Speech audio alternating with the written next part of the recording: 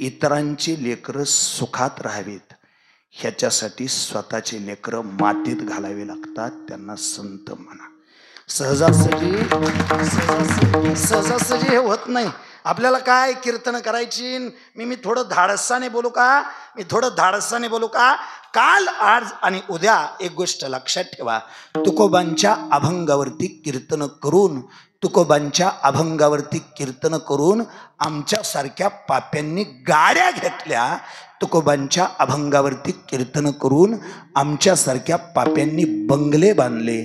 पण तुकोबरायांच्या वंशजाला आजही 4 रुपयासाठी आत्महत्या करावी लागते. ही आजची शोकांतिका आहे.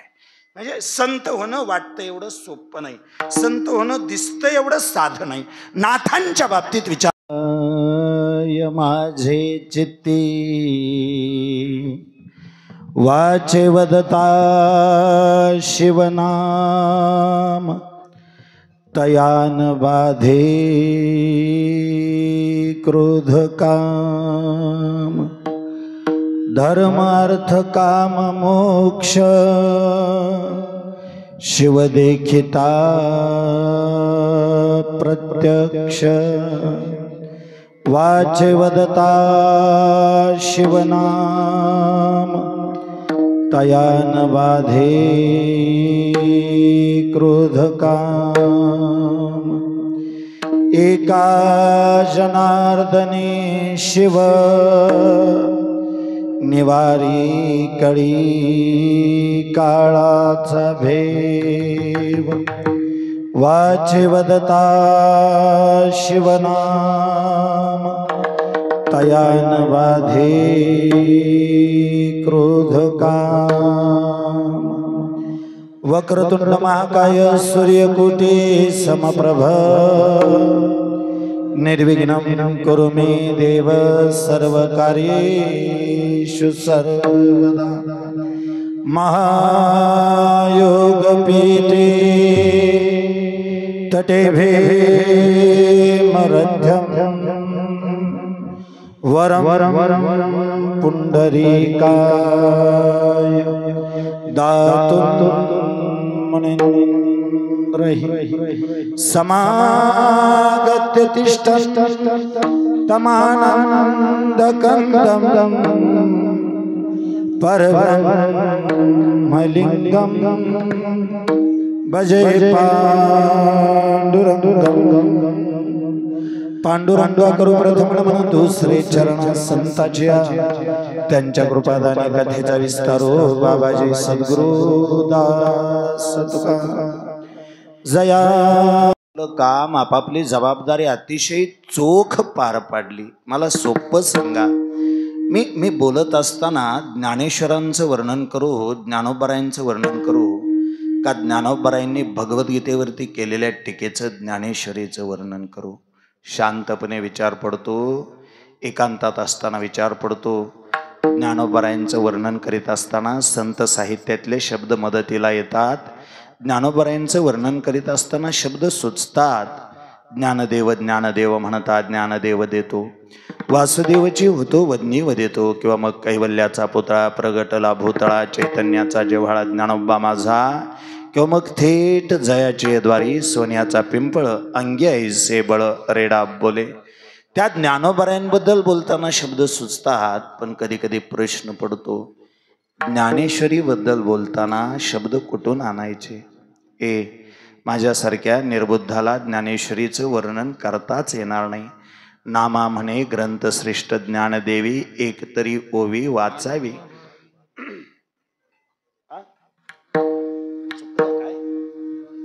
काय झालं? चुकलं की? वाचावी नाही, मग अनुभवावी. गंमत अशी आहे, ज्ञानेश्वरी वाचाल तर तुम्ही वाचाल.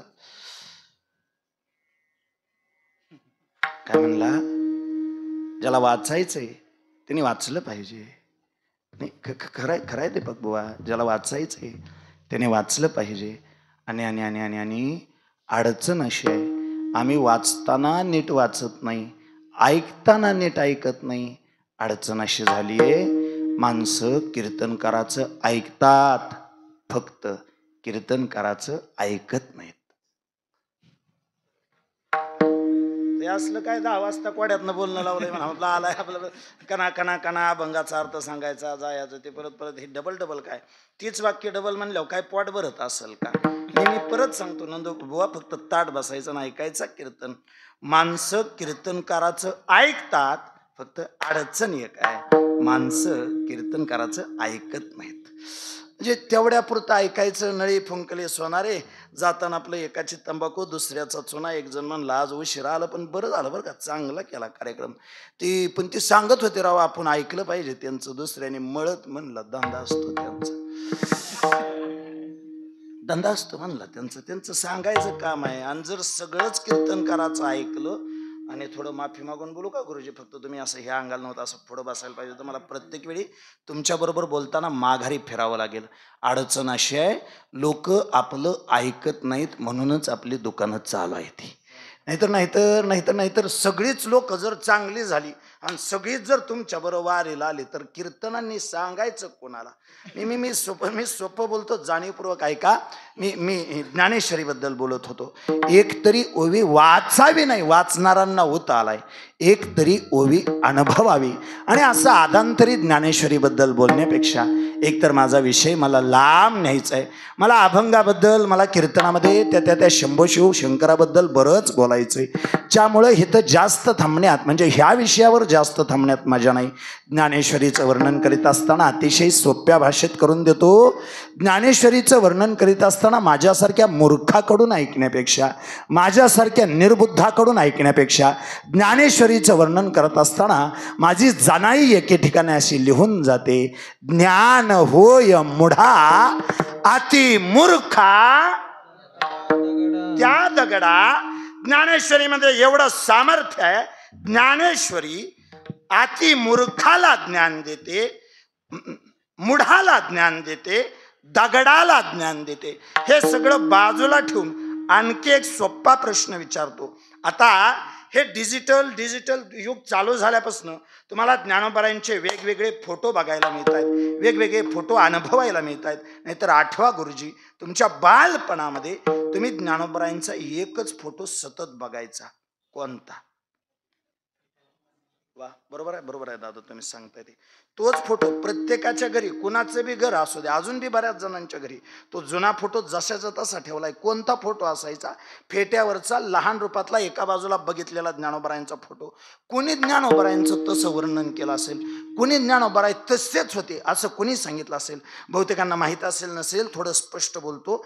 त्या आळंदीमध्ये संत होऊन गेले गुरुनाम गुरु गुलाब बाबा डोळ्याने पूर्ण अंध होते, आंधळे होते. आणि त्यावेळी एका चित्रकाराने गुलाबबाबांना प्रश्न विचारला होता, ज्ञानोबाराय बघायचे म्हटलं तर ज्ञानोबाराय दिसतील कसे? त्या गुलाबबाबांनी ज्ञानोबारायांचं तंतोतंत वर्णन केलं.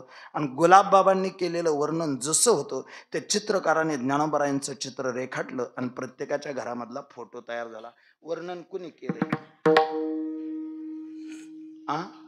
गुलाबबाबांनी. आंधळे होते का डोळस? मग कोण आंधळ? ते आंधळे का आपण? नाही आता नको आंधळेला आपलं जिथं विषय. फक्त मुद्दा एवढाच पटवून द्यायचा, ज्ञानेश्वरी किती श्रेष्ठ. सोप्या भाषेत समजून देतो, साधा आहे का. पाठीमागल्या काही दिवसापूर्वी या बाणगंगेला पूर आला. कवा आला? आलता एकदा. कधी आला? हो, आम्ही जलमल्यापासून बघतोय, पाणी नाही साधं. तुम्ही म्हणता पूर आला कीर्तनात येतो, येत नसला तरी कीर्तनात येतो. त्या बाणगंगेला पूर आला. आणि बाणगंगेला पूर आल्यानंतर त्या पुराच्या काठावर एक दगड होता. काय झालं? त्या पुराच्या पाण्यात तो दगड अडकला, पुराच्या पाण्यात तो दगड सापडला. आणि पुराच्या पाण्यात सापडलेला तो दगड काही दिवस तसाच पुरात राहिला. पण जाणीवपूर्वक ऐकायचं, पूर कोणताही असू द्या, ओसरतो एवढं मात्र नक्की. कशाचा बी असू द्या, ज्ञानाचा असला ओसरतो, धनाचा असला ओसरतो, संपत्तीचा असला ओसरतो, सामर्थ्याचा असला ओसरतो, सौंदर्याचा असला ओसरतो. पूर आहे म्हटल्यावर ओसरणार एवढं मात्र निश्चित. काही दिवसानंतर तो पूर ओसरला. जोपर्यंत तो दगड पुराच्या पाण्यात होता, तोपर्यंत तो दगड ओला चिंब होता. असे गावोगाव बरेच दगड आहेत जे पुराच्या पाण्यापुरते ओले होतात.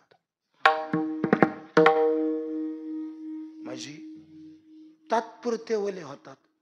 म्हणजे पारायण बसलं म्हणजे असा वागतो जणू काय त्याच्याकडे बघितल्यावर आपल्याला वाटतं त्याची उलटी ज्ञानेश्वरी पाठ ऐकून असतो. पण ते तेवढं 4-8 दिवसच काला झाला की दुसऱ्या दिवशी सडकणी काळी कॅरी बॅग घेऊन जावाय का बसा की अय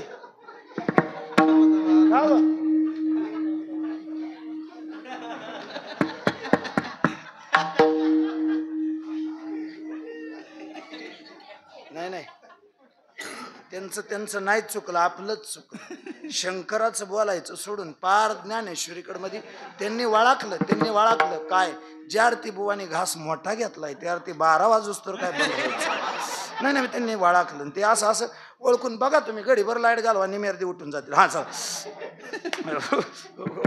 जिथं आलत तिथं बोलतो शांत आहे का गड्या. काही दिवसानंतर पुराचं पाणी ओसरलं. मला फक्त स्वच्छ सांगा, जोपर्यंत तो दगड त्या पुराच्या पाण्यात राहिला तोपर्यंत त्या दगडानं त्या पुराच्या पाण्यातले 10 घोट पाणी पिला असेल का 15 घोट?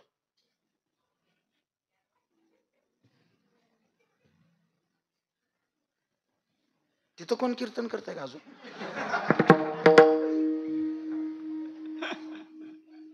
बाई काय प्रकार. बोला माझ्या बरोबर बोला. आपल्याला हे 12 वाजूस तर संपवावं लागेल गड्या. आजच्या आज हे संपलं पाहिजे. पुराच्या पाण्यात सापडलेला तो दगड त्या पुराच्या पाण्यातले 10 घोट पाणी पिला असेल का 15 घोट? वा वा बाबा वा. अहो दगड कुठं पाणी पितो काय? मला स्पष्ट सांगू द्या. आजही या मलवडीमध्ये असे बरेच दगड आहेत जे ज्ञानोबराय तुकोबरायांच्या वारकरी संप्रदायाच्या पवित्र गंगेच्या काठावर जन्माला आले. महाशिवरात्री सारख्या पवित्र पर्व काळाला गावात खिचडी खाऊन परत झोपायला घरी गेले. असे बरेच दगड आहेत. मला जाणीवपूर्वक सांगू द्या, काही दगड असे आहेत जे पुराच्या काठाला जन्माला आले पण आजपर्यंत त्यांनी संप्रदायातल्या या पवित्र गंगेचा एक घोट सुद्धा पिला नाही. कधी कीर्तनाला नाही, कधी पारायणाला नाही, कधी सप्त्यात नाही. उलट गेल्या वर्षी काल्याच्या कीर्तनाला आल्यावर 11 रुपये वर्गणी दिली, 6 माणसं जेवून गेली. पण आता कुणाला म्हणायचं कुणाला बोलायचं सोपं सांगतो, माझा विषय संपवतो. ज्ञानोबराय आणि ज्ञानेश्वरी याच्यामध्ये सामर्थ्य एवढं मोठं आहे. सजीवात सगळ्यात मूर्ख आहे त्याला रेडा म्हणा आणि निर्जीवात सगळ्यात मूर्ख आहे त्याला दगड म्हणा. माझ्या ज्ञानोबरायांनी सजीवातल्या सगळ्यात मूर्खाला बोलायला लावलं आणि निर्जीवातल्या सगळ्यात मूर्खाला चालायला लावलं. मैसी पुत्र मुखी बोलविला मैसी पुत्र मुखी बोलविला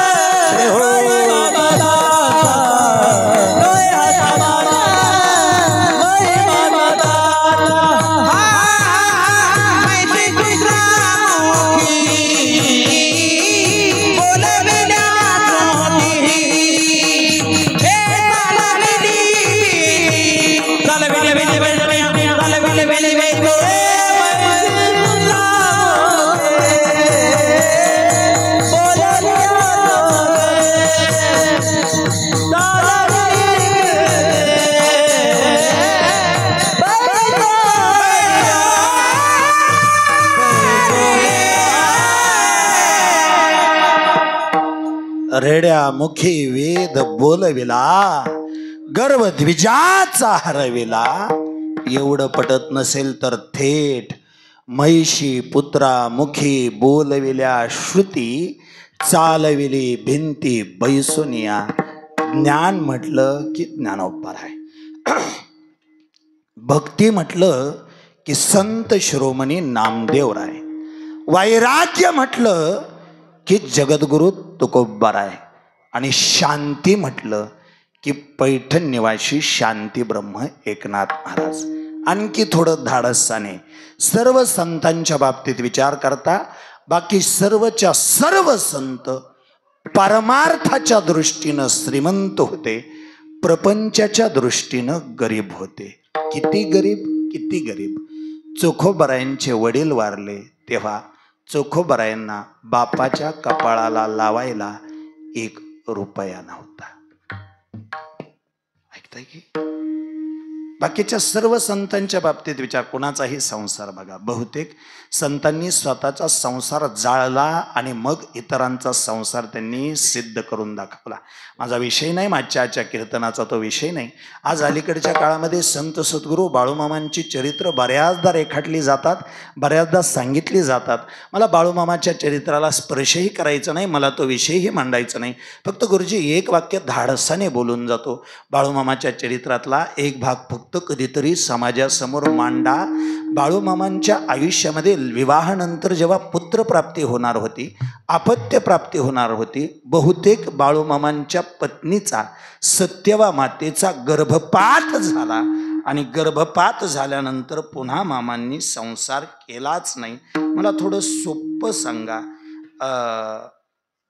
गर्भपात मामांना रोखता आला असता का आला नसता?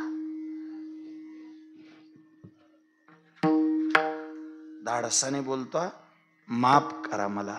तुम्ही रेकॉर्ड करताय ते लाईव्ह आहे का रेकॉर्ड करून पाठवणार आहे? रेकॉर्ड करा, लाईव्ह करू नका, अडचणीत येतं.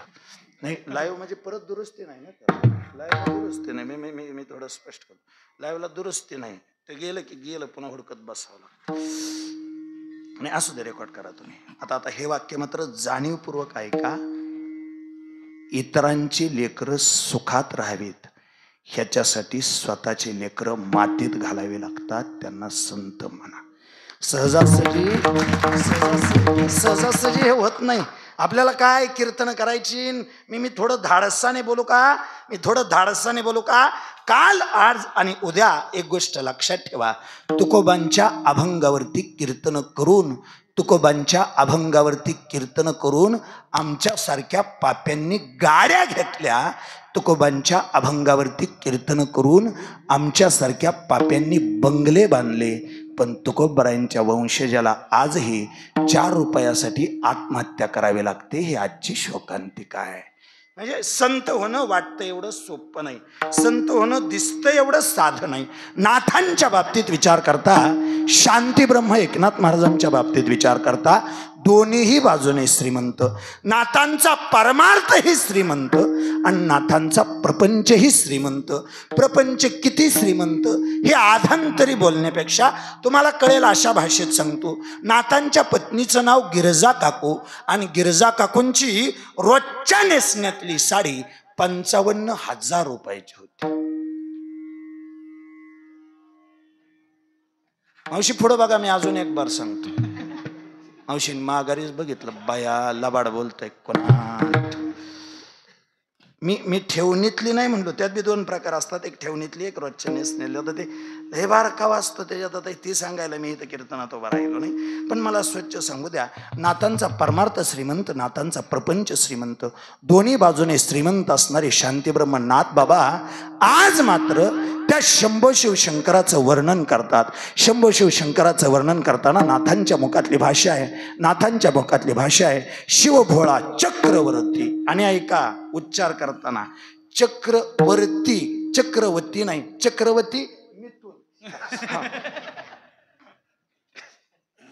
ध्यानात ठेवा, शिवभोळा चक्रवर्ती. चक्रवर्ती म्हणजे काय? ज्या राजानं अखंड विश्व जिंकलं त्या राजाला चक्रवर्ती सम्राट असं म्हणतात. माझा शंभो शिवशंकर हा भोळा आहे आणि चक्रवर्ती आहे. आता ऐका, एकतर भोळा असेल नाहीतर चक्रवर्ती असेल. जी भोळा असेल तो जग जिंकलच कसा, आणि जर एखाद्याने जग जिंकला असेल तर तो भोळा कसा? म्हणजे थोडं थोडं सोप्पा ऐकत जा. शिव भोळा, भोळा म्हणलंय आणि पुढे शब्द दिलाय चक्रवर्ती. एखादा भोळा असेल तर चक्रवर्ती असेल कसा, आणि चक्रवर्ती असेल तर तो भोळा असेल कसा? आणि त्याचं उत्तर दिल्याशिवाय मी कीर्तन थांबवणार नाही ह्याची तुम्हाला खात्री आहे. शिव भोळा चक्रवर्ती, त्याचे पाय माझे चित्ती. महाराज, त्या शंभो शिवशंकराचं नुसतं नाव जरी घेतलं तरी वाचे वदता शिवनाम दोन फायदे. कोणते? तयान बाधे क्रोध, तयान बाधे काम. ज्यानं शंभो शिवशंकराचं भजन केलं त्याला राग येत नाही, त्याच्या मनात काम वासना उत्पन्न होत नाही. आता ऐका, ज्याने शंकराचं भजन केलं त्याला राग येत नाही, आणि जर एखाद्याला राग येत असेल तर समजायचं त्याने अजून शंकराचं भजन असू द्या. असं नका काय म्हणत आल्या ते जावं गाणं म्हणून असू द्या, जावाय बसा बसा, काय नाही आला हे नशीब. हे काय काय काय कुठं आलत तयान बाधे क्रोध काम. ऐकाय का, वाचे वदता शिवनाम तयान बाधे क्रोध, तयान बाधे काम. महाराज, त्या शंभो शिवशंकराच्या नावानं जर असा फायदा होत असेल तर प्रत्यक्ष शंकर भेटल्यावर काय फायदा होतो सांगितलं. शंकर भेटल्यानंतर चारही पुरुषार्थ मिळतात. चार पुरुषार्थ कोणते? धर्म, अर्थ, काम, मोक्ष. हे चार पुरुषार्थ आहेत. शंभो शिवशंकराच्या प्रत्यक्ष दर्शनाने चारही पुरुषार्थ मिळतात. धर्म, अर्थ, काम, मोक्ष. शिव देखता प्रत्यक्ष. अजून काय फायदा? काय फायदा सांगायचा झाला तर एवढाच फायदा. आज रोजी तुम्ही सगळ्यात जास्त भीताय कशाला? कोण म्हणलं बायकोला? आज रोजी सगळ्यात जास्त तुम्ही भीताय कशाला? कशाला जरी नाही भिला तरी तो माणूस मरणाला भीतो, एवढं मात्र नक्की. एखादा म्हणतो आपला कुणी, वाक्य पूर्ण करायचं, आपला कुणी नाद करायचा नाही. जर समजा गाव माझ्या नादी लागलं तर एका रात्रीत अख्खं गाव मी, तुमच्या का मनात वाईट येते मला कळलं. असं म्हणा ना, कोण माझ्या नादी लागलं तर अख्ख्या रात्रीत मी गाव लुटून काढीन, गाव स्वच्छ. असलं आलं का तुमच्या ध्यानात? खरं बोला गड्या. तुम्ही माझीच पाहुणे, मला माहित आहे ना तुमच्या ध्यानात काय आलं ते. तुम्ही एका क्षणात लगेच काय विचार झालेत आपले, लगेच आपण गाव मातीत घालायला तयार आहे. काय काय काय काय म्हणजे लक्षात येणं मला नेमकं काय करावं. महाराज, एखादा मलवडीच्या चौकात उभा राहतो आणि म्हणतो मी कुणालाच, ऐका, जो कुणालाच भेट नाही तो मरणाला भेटो. आणि शंभो शिवशंकराच्या नावाचा फायदा असा आहे, एका जनार्दने शिव निवारी कळी काळाचा भेव. त्या काळाबद्दल तुमच्या मनात असणारी भीती काढून टाकतो. त्याचं नाव शिव. धर्म, अर्थ, काम, मोक्ष या चार गोष्टी मिळवून देतो. त्याचं नाव शिव. मनातला काम जाळतो, मनातला क्रोध जाळतो. त्याचं नाव शिव.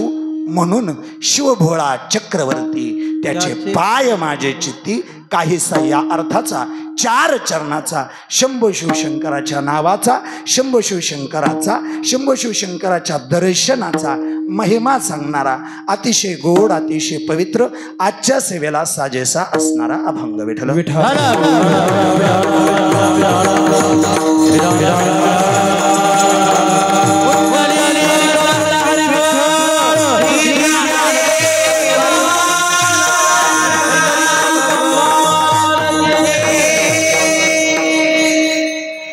काहीसा या अर्थाचा अभंग सेवेला घेण्यापाठीमागचा परिहार नाम सेवेचं कारण, त्या शंभो शिवशंकराचा आज महाशिवरात्री सोहळा आणि या महाशिवरात्री सोहळ्याच्या निमित्ताने माऊली प्रासादिक भारुड मंडळ तथा समस्त ग्रामस्थ मलवडी या सर्वांनी एकत्र येऊन एका विचारानं साजरा केलेला हा महाशिवरात्रीचा सोहळा. दीपक भाऊ आणखी थोडं स्वच्छ सांगतो, शांत ऐका. गेल्या 10 वर्षापासून या मातीमध्ये, या भूमीमध्ये हा सोहळा संपन्न होतोय. वर्ष 10. गेल्या 10 वर्षापासून ह्या भूमीमध्ये हा सोहळा संपन्न होतोय. खरं तर अतिशय स्वच्छ सांगायचं म्हणजे आजचा हा महाशिवरात्रीचा सोहळा म्हणजे सगळ्या लोकांनी एकत्र येऊन एका विचारानं साजरा केलेला एकतेचा सोहळा, हा सामर्थ्याचा सोहळा. मी थोडं स्वच्छ बोलतो गुरुजी, माझं असं स्पष्ट मत आहे. अलीकडच्या काळात गट तट राजकारण, गरीब श्रीमंत, जातीभेद ह्या सगळ्या भिंती पाडून अख्खं गाव एका सतरंजीवरती बसायला लावू शकतो असा गावात एकच कार्यक्रम जिवंत आहे. तो म्हणजे गावचा पारायण सोहळा आणि गावचा महाशिवरात्री सोहळा. जर गाव पारायणाला एक नाही आलं, मी थोडं धाडसाने बोलतो, मला माफ करा, जर गाव पारायणाला एक नाही आलं तर मग तमाशाचा नारळ पडतो. गाव जर पारायणाला एक नाही आलं तर ते गाव पुन्हा वर्षभर एक होऊ शकत नाही. म्हणून माझी स्वच्छ इच्छा आहे, आजचा हा महाशिवरात्री सोहळा हे या मलवडी गावच्या एकीचं प्रतीक असावं, एकतेचं प्रतीक असावं. सगळ्यांनी एका विचारानं एकत्र येऊन तयार केलेला हा सोहळा असावा. जेव्हा तुम्ही सगळे मनातला काम क्रोध संपून एका विचारानं एकत्र येऊन त्या शंभो महादेवाला शरण जाल, मी महादेवाची शपथ घेऊन सांगतो, चंद्र सूर्य असेपर्यंत या मातीमध्ये हा सोहळा असाच संपन्न होईल. आणि असाच संपन्न व्हावा ही शंभो शिवशंकराच्या चरणावरती प्रार्थना करतो. संयोजक आयोजकांचं आभार मानतो आणि ह्यांचा आभार मानण्यापेक्षा तुमचं मनापासून आभार मानतो. आमचं कशा पाय थांबला मन, म्हणून तुमचे आभार मानतो. अतिशय मनापासून सर्वांच्या चरणावरती नतमस्तक होतो आणि निवडलेल्या अभंगाकडे प्रवृत्त होतो. विठ्ठल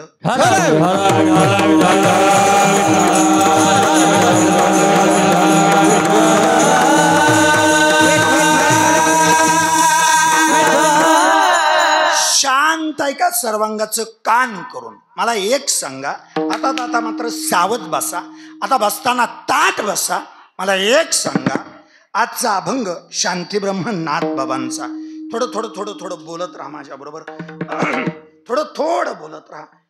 नाथ बाबा हे शैव संप्रदायातले का वैष्णव संप्रदायातले?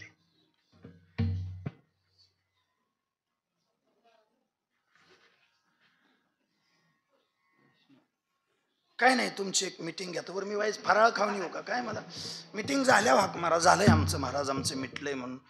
डावा सोडा उजवा सोडा पण कवल सोडा, असं गुतवून ठेवू नका तसं. आता माझ्याकडे बघताना असं बघायला लागले, ते तुला कणकीसहित उक्त दिलं तू आम्हाला इच्छा. पण सोपं ना नंदभाऊ, म्हणजे असं माझं असं मत आहे, मी किती पाठ करून आलो हे नाही, मला तुमच्याकडून ऐकायचंय, मला तुमच्याकडून ऐकायचंय. कीर्तन असंच असावं, तुम्ही आम्ही खेळीमेळी गदारोळी आनंदे, नाहीतर कीर्तनकाराने आपलं बडा बडा बडा बडा करायचं, माणसाने तोंडाकडे बघायचं. नको सोपं बोलू, शांत बोलू, ऐकून जा. ते मी हसवण्याच्या हेतून आज उभा राहिलोच नाही आणि मला आज हसवायचंही नाही. मला जो अभंग निवडलाय त्या अभंगाला न्याय द्यायचा आहे. मला काही शंका आहेत, तेवढ्या शंका तुमच्या पुढे उपलब्ध करायच्यात. तेवढ्या शंका संपल्या की कीर्तन संपल, काळजी करू नका. बरोबर 4 वाजेपर्यंत आपण शंका संपवून टाकू. तुम्ही तसं नाराज होऊ नका. मला एवढं सांगा, बोलावंच लागेल तुम्हाला, नाथ बाबा शैव संप्रदायातले का वैष्णव संप्रदायातले? ऐका. तशी नाथबाबांकडे नाथ संप्रदायाची परंपरा आहे. नाथबाबांकडे जनार्दन स्वामींच्या आधिपत्याखाली नाथबाबांना दत्तगुरूचं दर्शन झाल्याचे पुरावे इथपर्यंत हे सगळं ऐकायला मिळतं. पण तरीही वैष्णव कोणाला म्हणायचं? ऐका, वैष्णव हा शब्द जर फोड केली तर वैष्णव हा शब्द वाचताना असा वाचायचा, विष्णव अपभ्रंश वैष्णव. हे काय असलं काय सांगितलं आता मध्येच? वैष्णव कोणाला म्हणायचं त्याचं प्रमाण आहे का एखादं? वैष्णव मनोदया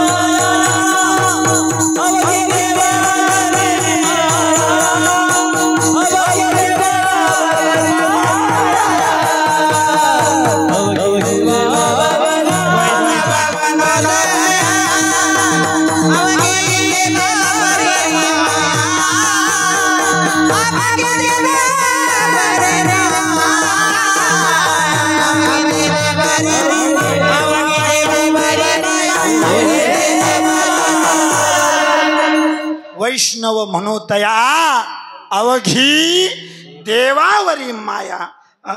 बुवा ते प्रमाण राहू द्या. तुम्ही ते काहीतरी म्हणत होता 20-9 होतं तिथं चालतं की 20-9 20-9 29 मोजता का तुम्ही? ऐका 29 ची बेरीज लावून नाराज होऊ नका. वर बघा 29 ची बेरीज लावून देतो. एका महिन्यात एकादशी किती?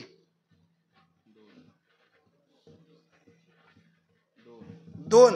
एक देवाची एक संताची. एका महिन्यात 2. 12 महिन्यात 24 एकादशी. आणि 24 एकादशी तिथनं पुढं मोजा. 24 पासून पुढं मोजा. रामनवमी म्हणा 25 गोकुळाष्टमी, नरसिंह जयंती, वामन जयंती, महाशिवरात्री. किती झाले? 29 उपास धरतो त्याला वैष्णव म्हणायचं. काय म्हणला बुवा? सांगितलं की वैष्णव शब्दाची फोड काय केली? 20-9 20 आणि 9 29. 29चे 29 उपवास जो धरतो त्याला वैष्णव म्हणायचं. मुद्दा असा होता नाथ बाबा वैष्णव संप्रदायातले का शैव संप्रदायातले स्वच्छ नाथ बाबा वैष्णव संप्रदायातले, वारकरी संप्रदायातले. मग वारकरी संप्रदायातले जर नाथ बाबा म्हणावेत, वारकरी संप्रदायातले जर नाथ बाबा म्हणावेत, तर वारकरी संप्रदाय हा पूर्वींपार एकेश्वरवादावर चालला. वारकरी संप्रदायाचा नियम असा आहे, वारकरी संप्रदायाचा नियम असा आहे, पतिव्रते जैसा प्रतार प्रमाण आम्हा नारायण तैस्या परी. एवढं पटत नसलं आणखी सोपं. ज्ञानोबराय पंढरपुराला आले, चंद्रभागेला स्नान केलं, भक्त पुंडलिकाचं दर्शन घेतलं, जगाच्या बापाच्या समोर उभा राहिले. ज्ञानोबरायनं पांडुरंगाला सांगावं, देवा मी ज्ञान आहे. ऐका मी ज्ञान आहे, माझ्यासोबत निवृत्ती आहे, माझ्यासोबत मुक्ती आहे. ह्या निवृत्ती आणि मुक्तीकडे जाण्याचा माझ्याकडे सोपा मार्ग आहे. पण देवा अडचण अशी आहे, जोपर्यंत नाम आमच्या सोबत येत नाही तोपर्यंत आम्हा चौघालाही किंमत नाही. नामाशिवाय ज्ञानाला किंमत नाही. अजून सांगतो, फक्त तुम्ही कोणाला सांगू नका. भक्तीशिवाय जर ज्ञान प्राप्त झालं तर ते ज्ञान अहंकार निर्माण करत. म्हणजे नुसतं ज्ञानच मिळालं तर माणूस फुगीर होतो. आणि अजून सांगतो, म्हणू नका कोणाला, ही फुगीरपणा नावाची जी गोष्ट आहे, अहंकार नावाची जी गोष्ट आहे, ती कवाच येड्याच्या पाठकोळीवर बसत नाही. अहंकार नेहमी ज्ञानाच्याच पाठकोळीवर बसतो. अहंकार नेहमी ज्ञानाच्या पाठकोळीवर बसतो. ज्ञानोबराय सांगतात, देवा मी ज्ञान आहे, माझ्यासोबत निवृत्ती आहे, मुक्ती आहे, माझ्याकडे ह्यांच्याकडे जाणारा सोपा मार्ग आहे. माझी अशी इच्छा आहे, तीर्थयात्रेला निघालोय, आमच्या जोडीला नाम द्या. म्हणजे नामदेवरायाला द्या. जगाच्या बापानं नामदेवरायाला सांगावं, नाम्या लेकरा ज्ञानोबरायांच्या बरोबर जा. ते म्हणे, देवा एक तर जाणारच नाही, नाही जाणार पंढरपूर सोडून. का पंढरपूर सोडून गेलं म्हणजे मला करमत नाही. देवा तो नाही भेटला की मन लागत नाही. आणि हो, तू जर जाच म्हणत असशील तर जातो, पण ऐक, माझी एक ओट आहे. कटेबरी कर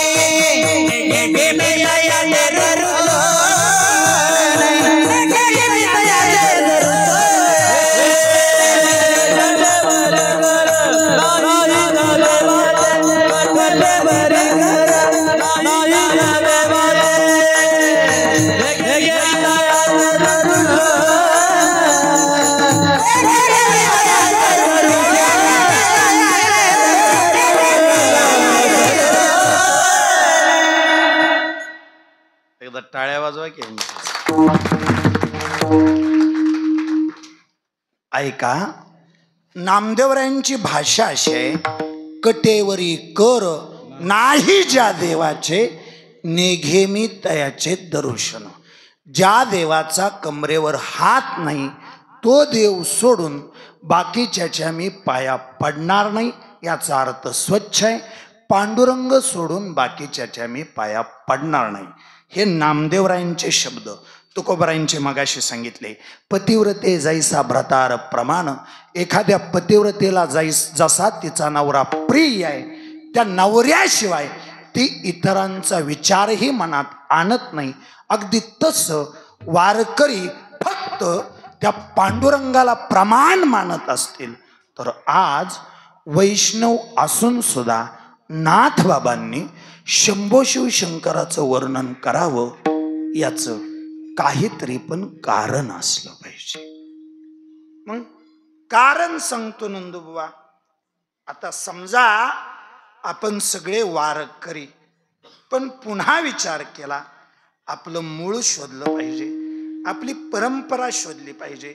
या जगातला पहिला कीर्तनकार कोण?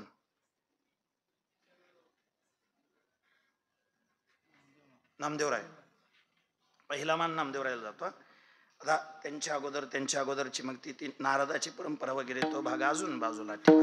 पण आद्य कीर्तनकार म्हणून नामदेवरायांकडे बघितलं जातं. नामदेवराय हे पहिले कीर्तनकार. हेपर्यंत ठीक झालं. पण बुवा पहिला वारकरी कोण?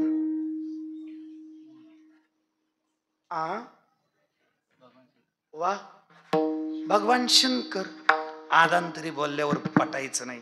आपण मलवडीत आहे, पुराव्यासहित बोलावं लागेल. पुराव्यासहित बोलावं लागेल. नाही, बोलावंच लागेल, बोलावंच लागेल. देतो ना पुरावा. शांत आहे का? शंभो शिवशंकर वारकरी हो, पटवून देतो.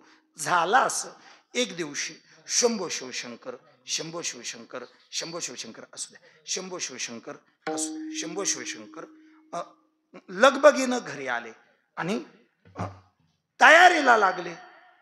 पार्वती मातेनं बघितलं, बॅग भरली, पडशी घेतली, पताका घेतलाय. पार्वती मातेने विचारलं, कुठं? वारीला. आणि कोणाला विचारून? नसते. नाही नाही, नाराज होऊ नका. त्याही वेळी शंकराचा पार्वतीला विचारल्याशिवाय घर सोडायचा घास नव्हता. आज सुद्धा शंकर दिवसभर हिंडून आला तर पार्वती हितच आहे. तुम्ही बेरजा लावा, आता कुठं बसले असेल विचार असू दे, काय करायचं आपल्याला त्याचा. हा, कुठं कुठं कुठं कुठं आलत, कुठं आलत, कुठं आलत, हा कुठं म्हणे वारीला. एकटे म्हणले हो.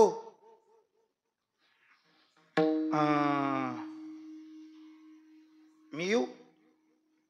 कोण म्हणताय? पार्वती माता. शंकर म्हणे नको अगं. का? लयापता नाही, गळ्याचे नाही. ते पुण्य मिळतं पण ते सहजासहजी नाही मिळत. ऊन वारा पाऊस ह्या सगळ्या गोष्टीला पायदळी तुडवत चालावं लागतं. त्याच्यापेक्षा शंकर म्हणे गेल्या सालाला तरडगावाला जी आपदा झाली, अजून सुद्धा तरडगाव म्हणलं तरी वारकऱ्याच्या अंगावर काटा उभा राहतोय. बहुतेक राहुट्यात गुडगाभर पाणी होतं. नकोच, मी पाया पडतो तुझ्या, तू येऊ नको. नाही म्हणले असं नाही जमायचं, तुम्ही वारीला जायचं आणि मी राहायची. बरं म्हणले असं कर, चल चल चल, पण कुणाला म्हणू नको. आता ह्या दोघांचं वारीला जायचं ठरलं. तेवढ्यात आवाज आतपर्यंत गेला आणि गणपती बाप्पा धावत पुढे आले. विचारलं, मी पप्पा म्हणू का बाबा म्हणू? गणपतीने शंकराला हाक मारायचे, मी काय म्हणू? काय तुम्ही म्हणसाल ते म्हणू, त्याला काय असतं? तुम्ही म्हणला पप्पा म्हणले तर मग म्हणू आपण पप्पा. तुम्ही म्हणला मम्मी म्हणू, त्याला काय असतं? तेव्हा आपण म्हणतोयच म्हणल्यावर आपल्याला देवाला म्हणायला काय लाज वाटायची गरज आहे? मी सोपं बोलू का? कीर्तनात म्हणता येणार नाही असे लाज वाटणारी हाक मारूच नका ना. हा चला, लांब गेलं काय गरजे, असं सोडून द्या, काय करायचं गरज नव्हती आपली. हा, गणपती बाप्पा म्हणे मी येणार. शंकर म्हणले ह्याच्यासाठी तुला म्हणत होतो गपचूप चल, तुझा ही सवय असली काय गरजच नव्हती तुझी, तू कालवा करायची. म्हणले मी कालवा केला नाही तर तेच म्हणलं येतं. पण म्हणले नेहलं बी असतं, न्यायला अडचण नाही, पण एवढ्या मोठ्या पोटाचं पोर सांभाळायचं कोणी? पण बहुतेक पार्वतीकडे परस आहे आणि गणपती शंकराच्याच पाठकोळी बसल्या. कवा बघा तुम्ही जाताना जत्रेला ह्याला निघाली शंकर गळ्याचे तसंच आहे की तसंच आहे की. म्हणले बरं हे काय बार काय पाठकोळी घ्यायला? हा नाही म्हणली एवढ्या मोठ्या पोटाचं खपल कुठं? गणपती म्हणला हा मलाच एकट्याला म्हणतं काय? बघा बरं वारीतलं सगळं कीर्तनकार मोठ्याच पोट. नाही म्हणले थांबा तस नाही थांबा चुकलंय म्हणलं की चुकल्यावर माप असतं त्याला काय जायचं ठरलं. पण मग पार्वती म्हणली ऐका, चालत जायचं म्हटलं तर गणपतीला कोणाला तरी पाठकोळी उघ्यावं लागल. त्याच्यापेक्षा राहून द्या एवढी बार चालत, यंदा 4 व्हीलरने जा. मग होती त्यांच्याकडे, गेले नव्हती होय त्याला काय तयारच होते. 4 व्हीलरने निघाले. बहुतेक शंकराने 4 व्हीलर काढली. ती कळाली असली तर पुढं बोलतो, नसलं तर ती 4 व्हीलर सांगतो. नंदी, आता नंदीची 4 व्हीलर निघाल्यावरती पुढं गणपती बाप्पा, पोरग पुढं बसवा लागते, पुढं गणपती बाप्पा, मध्ये शंभो शिवशंकर, पाठीमाग पार्वती. ती नीट बसली होती. चालूच्या पर्वतीच आपल्याला सांगायचंच नाही, पण ती नीट बसली होती एवढं मात्र नक्की. हे सगळे नंदीवर बसले, निघाले. गुरुजी आता जाणीवपूर्वक ऐका आणि सगळ्यांनी मला थोडी थोडी मदत करा. तुमच्या मदतीची मला प्रचंड गरज आहे. म्हणजे पैसे मागत नाही, हे फक्त गणित मोजा. फक्त तुमच्या मदतीची मला गरज आहे, थोडं मोजा. आता त्यांची दिंडी निघाली. कुठली दिंडी, काय नाव होतं त्यांच्या दिंडीचं काय नाही. शंकराची आपली घरगुतीच दिंडी होती. ते एकटंच निघालं होतं. पोरगा पुढं, बायको पाठीमागं, दिंडी निघाली. आता त्या दिंडीचं वर्णन करत असताना काही आकडे असे सांगितले. त्या दिंडीत 10 पाय पण 4च भुईला लागत होते. नीट आहे का? 10 पाय 4च भुईला लागत होते. 5 तोंड आणि 2 शेपट्या होत्या. 11 डोळे आणि 8 कान होते.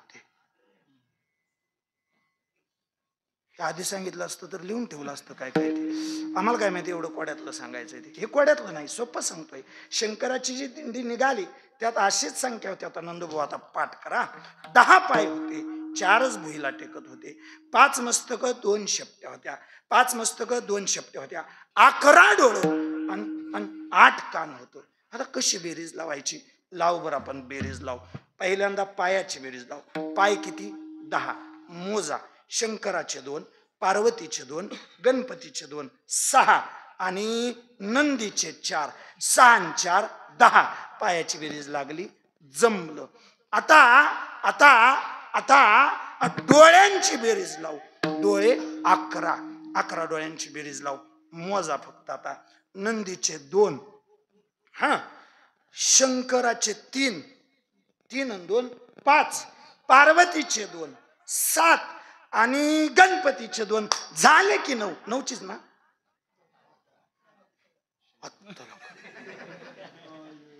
आयो,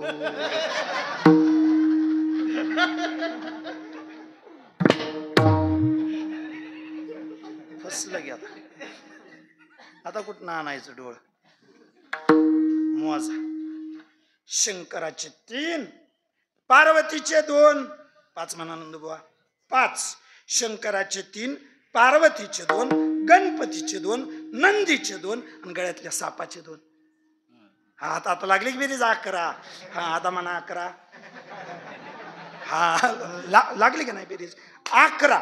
11 डोळे, कान 8. 8च कसे काय? सांगतो. नंदीचे 2, शंकराचे 2, पार्वतीचे 2, गणपतीचे 2, सापाला कान नसतात. आणि हे वाक्य विज्ञानाने सिद्धच करावं लागेल. आपण लहान असताना तसला ज्याने दुश्मन नावाचा पिक्चर बघितला, ते ती श्रीदेवीचा नागिन पिक्चर बघितला आणि तेव्हापासून आपल्याला वाटलं नाग डाव धरतो. मी स्वच्छ सांगतो, साप या प्राण्याला ऐकू येत नाही, त्याला स्मृती नसते, त्याला आठवण नसते. तो सरळ चाल. कोण सरळ चालणारा? अहो नाही, सापाची गंमत अशी आहे, बिचारा जर सरळ चालला असता तर वेगाने चालला असता. पण काय सापाला खोड कोण आणतो? साप कवाच सरळ चालत नाही, सदैव वाकडात चालतो. गाव बोंबाललं त्याच्या पुढं. सरळ चाल, काय करायचंय? गळ्याची नाही. त्याला सगळी म्हणली सरळ चाल, पण साप कोणाचा ऐकतो काय? तवा अजिबात नाही. तो तसा वाकड्यातच शिरायचा, वाकडात चालायचा. एक दिवशी जंगलाला आग लागली, सबंध जंगलाला आग लागली. सरळ पळणारे प्राणी पळून गेले. वाकड्यात शिरणारा, वाकडा चालणारा साप जळून गेला. सगळे प्राणी शांत झाले. अग्नी थांबला तेव्हा सगळे प्राणी माघारी आले. माकड सगळ्यात पुढं आलं आणि माकड सगळ्यात पुढे येऊन बघतं, साप जळून मेला. माकडाने त्याच्याकडे बघितलं. माकड हसलं, म्हणले मेला तवाच सरळ झाला.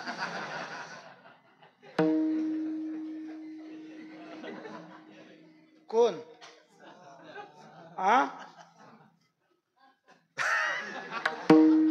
गाव असं बरंच साप येत, मेल्याशिवाय सरळ होत. चला, हा कुठ बाबांनी टाळ्या वाजवल्या, बाबांसाठी टाळ्या वाजवा. बाबांनी टाळ्या वाजवल्या, बाबांना पटलंय माझं, बाबा मला बक्षीस द्या. चला कुठं आलंय बेरज राहिली आपली मागाचीपासून, अजून डोळ्याची लागली बहुतेक बेरीज. 11 लावून दिली की बेरीज नाही कसं म्हणताय, 11 लावली. पायाची बेरीज 10ची 10 लावली. कानाची बेरीज 8 लावून दिली.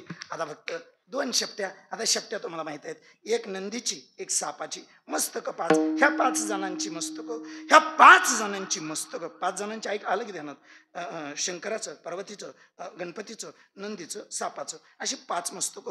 असं मिळून त्यांची दिंडी चालली.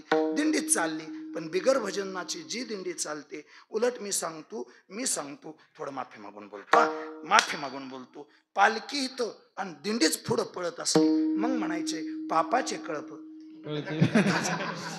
कुणाला म्हणू नका, आपल्याला राहू दे. बहुतेक पालखी राहिली इथं, दिंडी पळती पुढं पळली की मग त्याला म्हणायचं चला कुठं आलं तर. ही ह्यांची दिंडी चालली. कोणाची? शंभो शिवशंकराची. मी सांगतो वाक्य नीट ऐका, भजनाशिवाय चालते त्याला दिंडीच म्हणू नका. आता शंभो शिवशंकराची दिंडी आहे, एकट्याचीच चालली, पण भजन चालू होतं. माझी अशी इच्छा आहे, सगळ्यांनी दोन्ही हात वर घ्या. स्त्री असाल पुरुष असाल, शंभो शिवशंकराने जे भजन केलं, नाही महादेवाचं जे भजन आहे ते बहुतेक हेच आहे.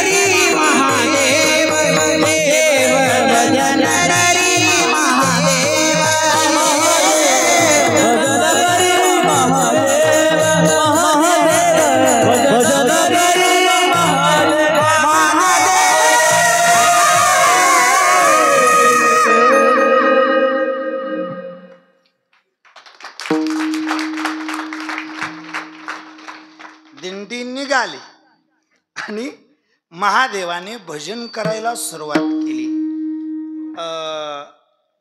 कुणाचं नाव घेतलं? भजन करी महादेव, राम पूजी सदाशिव. आणखी सोपं सांगू, बाकी सगळ्यांच्या पाठातलं, सगळ्यांच्या ऐकण्यातलं सांगू, त्या शंभो शिव शंकराचा जो मंत्र आहे तोच मुळात हरी मंत्र आहे. हरी हरी हरी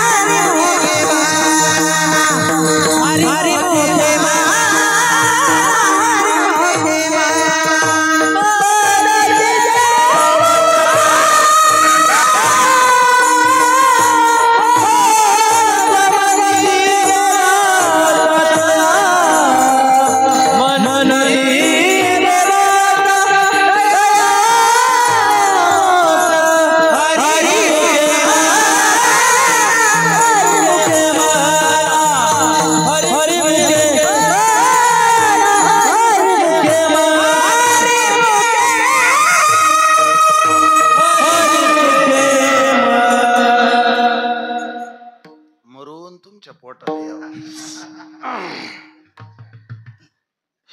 शंभो शिव शंकराचा मंत्र कोणता? कोणतं भजन करत होते? श्रीराम जय राम जय जय राम मंत्र कोणता गात होते? आपलाय तोच हरी हरी हरी. मंत्र हा शिवाचा. वारकऱ्याचा मंत्र आहे. वारकऱ्यानं फोन उचलल्या हॅलो म्हणावं का जय हरी आपला आपण म्हणावं.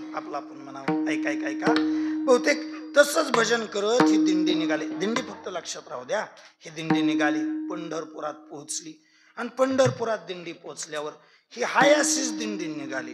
आणि जेव्हा वाखरीपासून पुढे गेल्यावर भरपूर गर्दीत अगदी हे चंद्रभागेपर्यंत पोहोचली. आणि एका वारकऱ्याला नंदीचा धक्का लागला. त्याने असं बघितलं. म्हणले कुठं? म्हणले वारेला. इथं माणसांना चालाय जागा नाही, बैल घेऊन कुठ? मग आडवच उभा राहिला. बैल न्यायचा असला पुढं तर जाऊनच देणार नाही. महादेवाच्या त्या मंदिरापासून पुढं मारुतीरायाच्या मंदिरापर्यंत यांची दिंडी पोचली. पण आता ते म्हणले बैल पुढंच नेऊन देणार नाही. आता ते बैल म्हणत होते त्यांच्यासाठी नंदी होता. मी सोपं सांगू का? ए शंकराच्या पुढे आल्यानंतर पाणी तीर्थ होतं, अन्न प्रसाद होतो, बेलपत्र होतं. आणि सांगू बैल शंकराच्या पुढे आला तर त्याचा नंदी होतो. फक्त एक अडचण आहे, अजून माणूसच माणूस झाला नाही एवढी अडचण आहे. बाकी सगळ्या गोष्टीत बदल झाला. शंकराच्या पुढे तुम्ही पाणी ठेवा, त्याला पाणी म्हणता येत नाही, त्याला तीर्थ म्हणावं लागतंय. पान वाहिलं तर त्याला बिल्वपत्र म्हणावं लागतंय. अन्न ठेवलं तर त्याला प्रसाद म्हणावं लागतोय. बैल येऊन बसला तर त्याचा नंदी झालाय. असं किती बैल यंदा आज पाया पडलं. हा चला, बैल पुढंच न्यायचं नाही म्हणजे तिथंच ठेवायचा. कुठं? मारुतीच्या देवळा पुढं. आणि जगातलं हे एकमेव आश्चर्य आहे.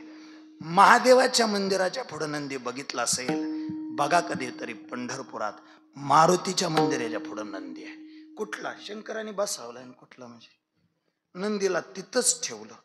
पार्वती मातेला सांगितलं नका गर्दीत येऊ तुम्ही. पार्वती मातेला तळावर ठेवलं. लेकरू पाटकुळीव घेतलं. शंकरराव निघाले. पण बराच बोजा असल्यामुळं एका कोपऱ्यात लेकरू बसावलं. हालू नको म्हणले, पाया पडून येस्तोर अजिबात जाऊ नको. ती लेकर बापाचं ऐकायची. आता पुढे बोलायचं नाही, सांगायचं नाही. ती म्हणले हालायचंच नाही. ती तसंच बसलंय. किती दिवस अजून तसंच आहे. पंढरपुरात गेला तर नीट बघा, पांडुरंगाच्या आधी गणपती बाप्पाचं दर्शन घ्यावं लागतं. खांद्यावरून उतरावलं आणि तिथंच बसावलंय. अजून तिथंच आहे. महाराज हितपर्यंत पटलं. नंदी बजरंगबलीच्या समोर, मारुतीरायाच्या समोर, पार्वती माता तळावर, गणपती त्या गाभाऱ्यामध्ये, महादेव. आज वारीला महादेव आले ते कळाल्याबरोबर माझ्या विटेवरच्या मालकानं महादेवाला उचलून स्वतःच्या मस्तकावर बसवलं. कधीतरी महादेवाचं, कधीतरी पंढरीनाथाचं स्नान घालतानाचा एखादा व्हिडिओ मिळाला, एखादा फोटो मिळाला तर बघा.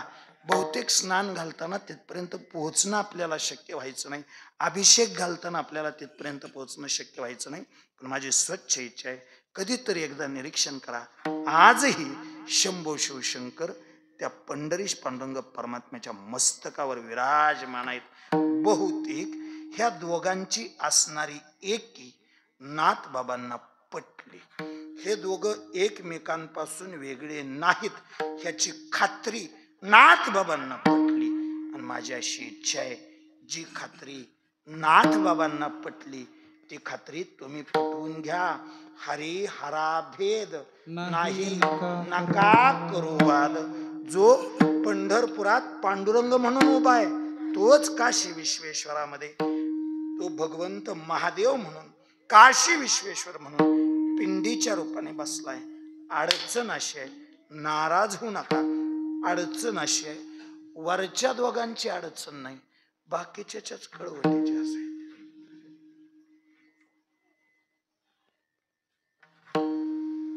त्या दोघांची भांडणच नाही ती, बाकीच्यांनीच कळवंडी लावली. दोन मंत्र्यांच्या गाड्या एकमेकांच्या दिशेने आल्या.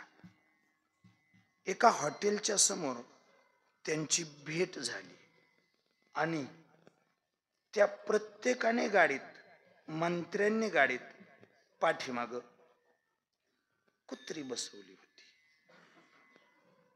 आता याचा अर्थ असा नका काढू मंत्र्यांच्या गाडीत पाठीमाग. त्या दिवसापुरती त्यांनी आपली कुत्रे आणलं होतं सोबत. ते गाडीत पाठीमागल्या शीटला बसले होते आणि त्यांची गाठ पडली एकमेकांबरोबर. कुणाची? मंत्र्यांची. ते मित्र होते, बहुतेक मित्रच असतात. ते मित्र होते आणि मित्र असताना त्यांनी एकमेकांना सांगितलं म्हणे चला चहा घेऊ. चहा घ्यायला गाड्यात थांबल्या. ड्रायव्हरने गाड्यात थांबवल्या. हे दोघं चहा प्यायला आत गेले. हे दोघं चहा प्यायला आत गेले. त्यांनी गंमत अशी मोबाईल आपापले बाजूला काढून ठेवले असे आणि चहा प्यायला बसले. दोन चहा मागितले नाहीत, एकच चहा मागवला. एकच चहा मागवत असताना फक्त विनंती केली, चहा कप बशीत द्या. कशासाठी? कप बशीत आला तरच चहा वाटून घेता येतो. एकटा कप आला आणि ज्या घरात बशी आहे त्यांनी कप बशीतच देत जा.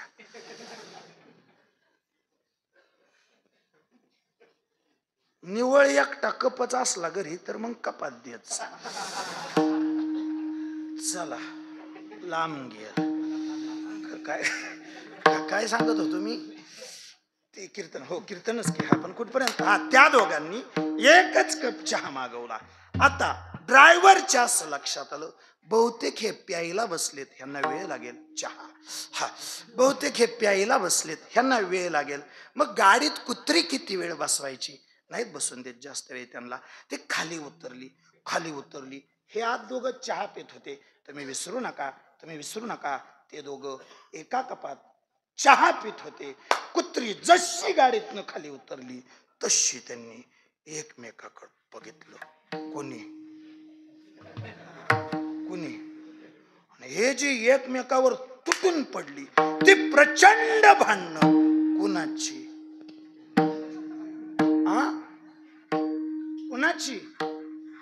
आणि अजून बी तसंच आहे. ती दोघं आत एकाच कपातला चहा पिते, ती बाहेर कळवंडी.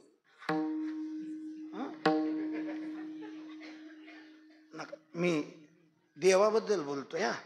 तुम्हाला अजून काय आठवत असलं तर त्याला तुम्ही जबाबदार. त्याला तुम्ही जबाबदार. आता तुम्हाला वेगळं आठवायला लागलं. मी हरी आणि हर ह्या मुद्द्यावर बोलत होतो.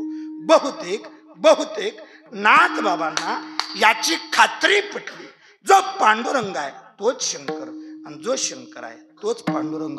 म्हणून वारकरी संप्रदायात असताना सुद्धा, वैष्णव असताना सुद्धा आज नाथ बाबांनी त्या शंभो शिव शंकराचं वर्णन करायला सुरुवात केली. अभंग रचला आणि त्याला पहिलं चरण लिहिलं.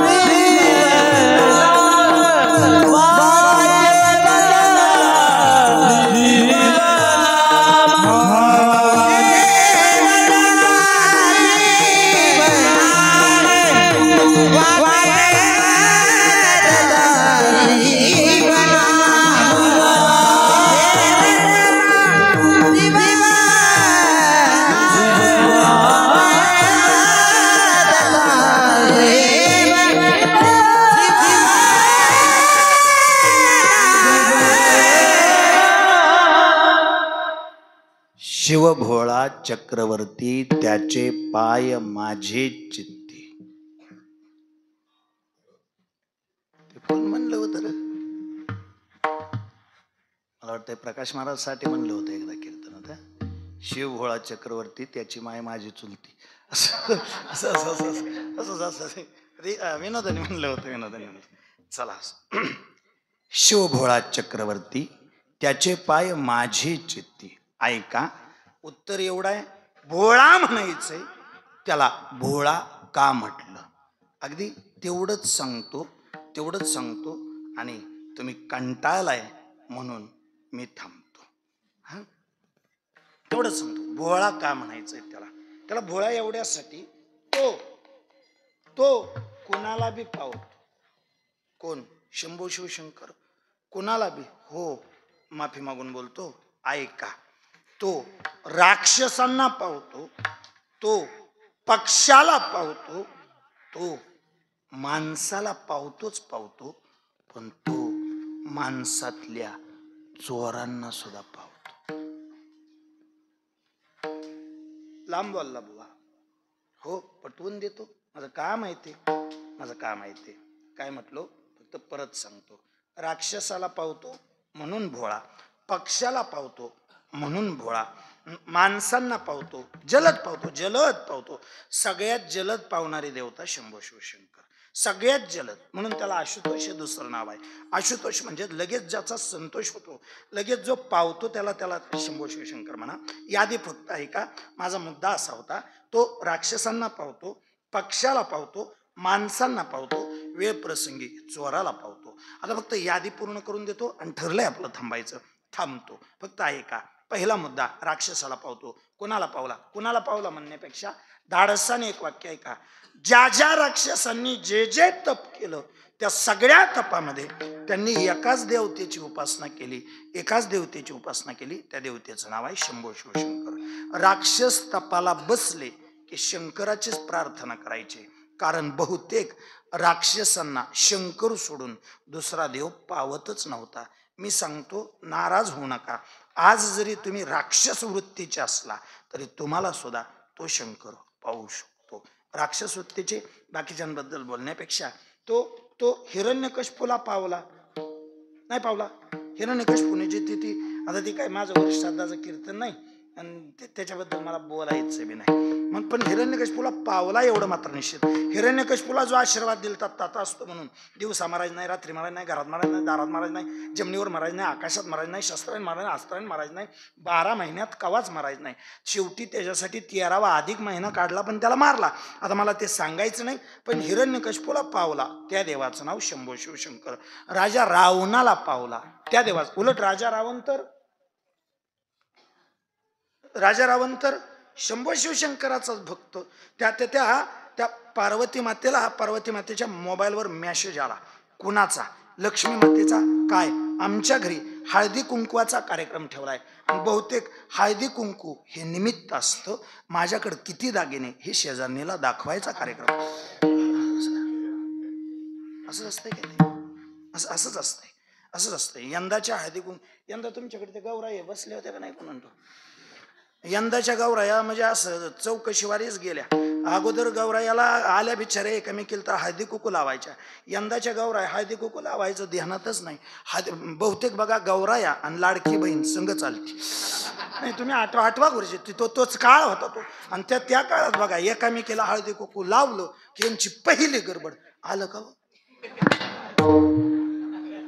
नाही तेवढाच विचारत होतं, आलं काय एवढाच प्रश्न होता त्यांचा.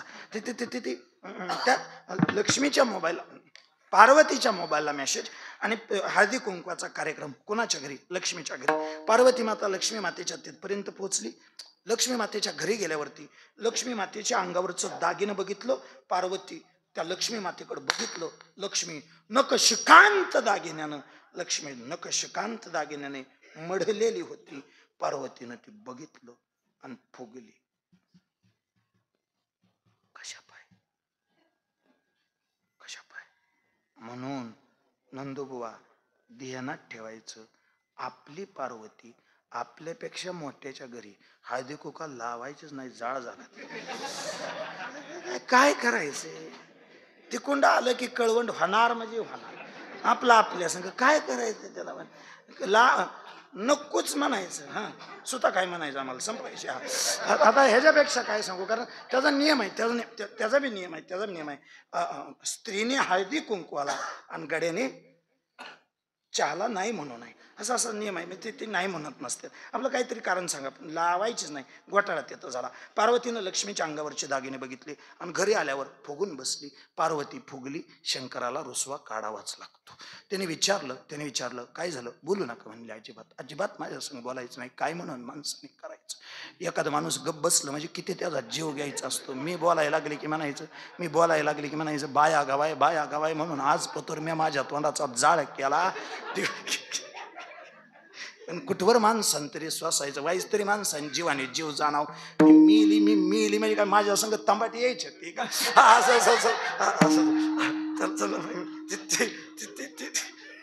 तुम्ही का म्हणा हसला? तुम्ही भांडणं लावत चला पंढरी पाहुणे. हा आता काय माझ्या ध्यानात येईल कावा माझ्या काय ते तसंच झालंय माझं. हा चल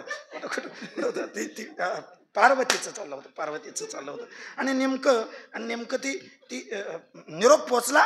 पार्वती रुसल्यावरती शंकराने विचारलं काय झालं? काय नाही म्हणले. तिच्या अंगावर एवढं दागिनं आहे का? माझ्या अंगावर फुटका म्हणी तरी दुनिया माझ्या नावानं वळखायला लागली, लंकेची पार्वती म्हणून. मग शंकर म्हणले रुसू नको, रागवू नको. 11:30 वाजले ते. काय कशासाठी रुसती, रागावती? काय अडचण आहे तेवढी सांग. तिने अडचण सांगितली. म्हणले मला सोनं पाहिजे. मग शंकरच ते शिवभोळा चक्रवर्ती, भोळाच होता बिचारा. शंकरच ते म्हणले असं कर ना, अंगावर सोनं लेण्यापेक्षा सोन्याच्याच नगरीत राहा. म्हणून शंकराने विश्वकर्म्याला बोलवून सोन्याची नगरी तयार केली. त्याच्यावर नाव लिहिलं लंका. कोणाची? शंकराची. तयार शंकरानं केली. आता म्हणले वास्तू शांत करायची. कुणाला बोलवायचं? ब्राह्मण काका अगोदर म्हणले चांगला ब्राह्मण बोलवायचा. चांगला म्हणजे दशग्रंथी बोलवायचा. म्हणून ब्रह्मदेवाकडे गेले. ब्रह्मदेवाला म्हणले वास्तू शांत करून देता का? ब्रह्मदेवाने डायरी बघितली आणि ब्रह्मदेवाने डायरी बघून सांगितलं तारीख रिकामी नाही म्हणले तुमच्या सवडीनं करा. 10 वाजूस्तोवर पोचला तरी चालेल. ब्रह्मदेव म्हणला होता बरं का आता, पण ब्रह्मदेव आता कबूल करायचा नाही. शंकर म्हणला होता पण ती हा चला ते ब्रह्मदेवाने डायरी बघितली. अहो नाहीच म्हणले. 10 वाजूस्तोवर पोचू. कसं पोचायचं? बरं म्हणले मग असं करा. मी नाही पण माझ्या पोराला न्या. आणि बहुतेक असं राहत बापन पोरगा कीर्तनकार असला तुम्ही बापाची तारीख मागायला जा. त्याची नसली तर बाप तुम्हाला कवाच माघारी येऊन देणार नाही. तो म्हणणार माझी रिकामी नाही. पण आणि अजून सांगतो, आपला ह्या गोष्टीला विरोधच आहे. कोणत्या? माझी रिकामी नाही पण माझ्या पोराची घ्या. महाराज तुमचा विरोध आहे? हो लय विरोध आहे. कुठपर्यंत? माझा पोरगा कीर्तनकार असतो. काय म्हणजे सांगून मी टाकलं ते काय म्हणजे माझा विरोध लटकाच आहे. फक्त मी वाटच बघतोय पोरगा कीर्तन. चला हा पण ते ब्रह्मदेव म्हणले माझी तारीख रिकामी नाही, पोरगा न्या म्हणल्यानंतर त्याला ती म्हणला मी येत नसतो. ती म्हणला मी येत नसतो. मोकळा आहे कोण? बरोबर नाही म्हणले जा बाबा जा. काय ती करून त्याचं काय असतं कवा तुझ्या मर्जी. नाही मी जाणार नाही म्हणल्यावर मग त्यांनी सांगितलं हो का आता आमच्या घरातलं काही कोणी यायचं दिसत नाही. असं करा तुम्हाला एक बदली चांगला कीर्तनकार नाही, तुम्हाला एक बदली चांगला ब्राह्मण देतो. म्हणले कोण? रावण. धावत रावणाकडे गेले. रावणाला आणलं. म्हणले वास्तुशांती करून देतो म्हणले. वास्तुशांती केली. रावणानं अतिशय गोड अशी षडोपचारी पूजा करून दिली आणि शंकर प्रसन्न झाले. मी पुन्हा एकदा सांगतो, सगळ्यात लवकर प्रसन्न होणारे देवाचं नाव शंकर. रावणावर एवढे प्रसन्न झाले त्या उत्तर कार्याच्या वेळी, दक्षिणा द्यायच्या वेळी रावणाला मी म्हणतो ठरल्यापेक्षा 1000-2000 जास्त द्यायचे. अजून माहितीच नाही वाळू का बापळा, पण आता काय असो चाल जसं असेल तसं काय करायचं असो ती नाही तिथलं चाललंय. आता तुम्ही नाव घेऊ नका कुठपर्यंत. हा ते ठरल्यापेक्षा नाही. रावणाला त्यांनी काहीतरी म्हणायचं. ते रावणाला म्हणले तुला जे मागायचंय ते माग. आता ऐका भोळाच विचारा शंकर. रावण हुशार होता, रावण चाणाक्ष होता, रावण धूर्त होता. आणि ऐका, आजही रावण धूर्तच. रावणाने चतुराई केली आणि म्हणले मागतो, पण आधी संकल्प सोडा. आधी मागावं का आधी संकल्प सोडावा? आधी ठरवावं का आधी कीर्तन कर? नाही थांबा. आधी मागावं का आधी संकल्प सोडावा? मी सांगतो, वैरी जरी असला आणि मित्र जरी असला, मागितल्याशिवाय कधी संकल्प सोडायचा नाही. जोपर्यंत खात्री होत नाही तोपर्यंत कधी वचन द्यायचं नाही. आणि तिथंच फसलं. आधी संकल्प सोडला. कृष्णार्पण नसतो म्हणले. आणि संकल्प सोडल्याबरोबर रावणाने सांगितलं आता जे मागल ते द्यावं लागेल. म्हणले काय मागतो? ज्या लंकेच्या वास्तुशांतीला आला ती लंका मला देऊन टाका आणि पुन्हा फिरून आपलं मसन वाट्यात जा. नाही म्हणजे मसन वाट्यात जा ह्याचा अर्थ हे शिवी नाही. शंकराचं घरच मुळात मसन वाट्यात, ती देवताच मसन वाट्यातली. मग आता ते ठरलं तसं, पण क्षणाचाही विलंब न करता भोळा असणाऱ्या शंकरानं राक्षसावरती कृपा केली, राक्षसाला दान दिलं, राक्षसावरती प्रसन्न झाला. पहिला मुद्दा तो एवढा भोळा आहे, राक्षसाला प्रसन्न होतो. दुसरा मुद्दा तो एवढा भोळा आहे, पक्षाला प्रसन्न होतो. इंद्राच्या दरबारात नाचणारी एक गणिका, इंद्राच्या दरबारात नाचणारी एक नृत्यांगना, रंभा, मेनका, उर्वशी. कोण म्हणलं होतं? नाही ते तिथली ती नव्हती. आणि त्याच यादीत नाचणारी ती मेनका, त्याच यादीत नाचणारी ती नृत्यांगना. पण नाचता नाचता तोल गेला. मी स्वच्छ बोलतो. वाजवताना ताल गेला, म्हणताना सूर गेला, सांगताना शब्द फसले, तर तो घोर अपमान आहे. नाचताना तोल जाऊ नये. तोल गेला आणि तोल गेल्यानंतर तिची कसून चौकशी करण्यात आली. सरकारी वकील म्हणून थेट उज्ज्वल निकम यांची नेमणूक करण्यात आली. पण म्हणले चौकशी मात्र कसून करा. कसून चौकशी केल्यानंतर लक्षात आलं ही नाचण्या अगोदर पिली होती. आणि तवापासून नाचायच्या आधी प्यायची. हो. आणि हा विनोद नाही, हे असंच आहे. तिने मद्यपान केलं होतं. राग आला आणि रागापोटी तिला शाप दिला. ह्या भरसभेचा तो अपमान केला. खरं तर तुम्हाला वाईट वाटलं. नृत्यांगना असून पेलीच कशी? अडचण अशी आहे, जुन्या काळात फक्त भोपळेच कडू लागायचे, सध्या काकड्या बी कडू झाल्या. हा काय झालं? जुन्या काळात भोपळेच प्यायचे चालू. हा ती ती ती ती नृत्यांगना शाप दिला. ऐक, आसमंतामध्ये घार होऊन घारोची घार. डोळ्याला पाणी आलं. देवा, जसा शाप दिला तसा उशाप द्या. आणि शंभो शिवशंकरानं उशाप असा दिला. आसमंतामध्ये घार होऊन फिरशील, पण एक दिवशी तू एका पतिव्रतेच्या हातातला पिंड एका तपस्वी स्त्रीच्या हातावर टाकशील. त्यावेळी तुझी ह्या शापातून मुक्तता होईल. आणि ऐक, तू ज्याला स्पर्श करशील त्याच्या रूपानं साक्षात मी महारुद्र म्हणून अवतार घेईन. बहुतेक तसंच झालं. कैकेयीच्या हातातला पिंड घारीने झडकला. सेवेला अंजनीने तो सेवेला. आणि म्हणून अंजनीच्या तपासाठी महारुद्र आले पोटी. ऐका, मुद्दा पटला. राक्षसावरती प्रसन्न झाला. भोळाय तो घारीवर प्रसन्न झाला. भोळाय. शेवटचा मुद्दा पटवून देतो. वेळ प्रसंगी चोरावर प्रसन्न होतो. ते कसं? एक चोर दिवसभर फिरला. सकाळी 10 ते 12 सासवड.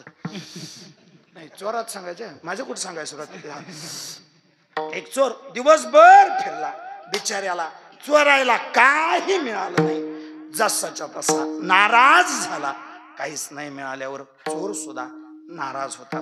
बिचारा नाराज झाला. शंकराच्या मंदिरामध्ये आला. आणि शंकराच्या मंदिरामध्ये आल्यानंतर त्याने इकडं तिकडं बघितलं. शंभो शिवशंकराच्या पुढं आला. एक सांगू, बहुतेक शंकराची मंदिरं सुद्धा महाशिवरात्रीच्या दिवसापुरतीच गजबजलेली असतात. गेल्या वर्षी बोललो असेल नसेल, अजून एकदा वाक्य सांगतो. ज्या मंदिराच्या पायरीला गवत उगवलं तिथल्या परिसरातल्या लोकांना पाप आहे. माफी मागून बोलू का गुरुजी? देत असला परवानगी तर. एक तर सेवा करणं होत नसलं तर बांधूच नका, आणि बांधली तर आपल्या पिढ्यानपिढ्याचा उद्धार व्हावा याच्यासाठी मनोभावे सेवा करा. मी धाडसाने बोललो म्हणून मी त्या बी दिवशी सांगितलं होतं आणि आज बी सांगतो. आजपर्यंत आपली संस्थेवर मंदिर बांधायची इच्छा झाली नाही, आणि बहुतेक शेवटपर्यंत माझी तशी इच्छा व्हायची नाही. कारण मला माहिती आहे, मी आहे तोपर्यंत मी सेवा करेन, पण माझ्यानंतर जर सेवा नाही झाली तर पुढच्या पिढीला त्याचा त्रास होऊ शकतो. बघा तुम्ही पाठीमागल्या काळात बऱ्याच जणांनी आपापल्या गेलेल्या माणसांची मंदिरं बांधली होती, आणि जेव्हा ह्या गोष्टी लक्षात आल्या, त्रास व्हायला लागला, तेव्हा परत ती मंदिरं उकरावी लागली आणि पंढरपुरात नेऊन सोडावी लागली. त्यापेक्षा जी गोष्ट जितक्यात तितकी अतिशय चांगली. मुद्दा जिथं होता तिथं आणतो. चोराला प्रसन्न झाला हे पटवून द्यायचं होतं. तो चोर दिवसभर फिरला, आणि दिवसभर फिरल्यानंतर मंदिरात आला. महादेवाच्या मंदिरात आला खरा, आणि मंदिरात आल्यानंतर नाराज झाला. समोर आला, पिंडीचं दर्शन घेतलं. महादेवाला सांगितलं, देवा दिवसभर फिरलो पण चोरी करायला काही मिळालं नाही. सांग देवा, तू सोडून या आभाळाखाली.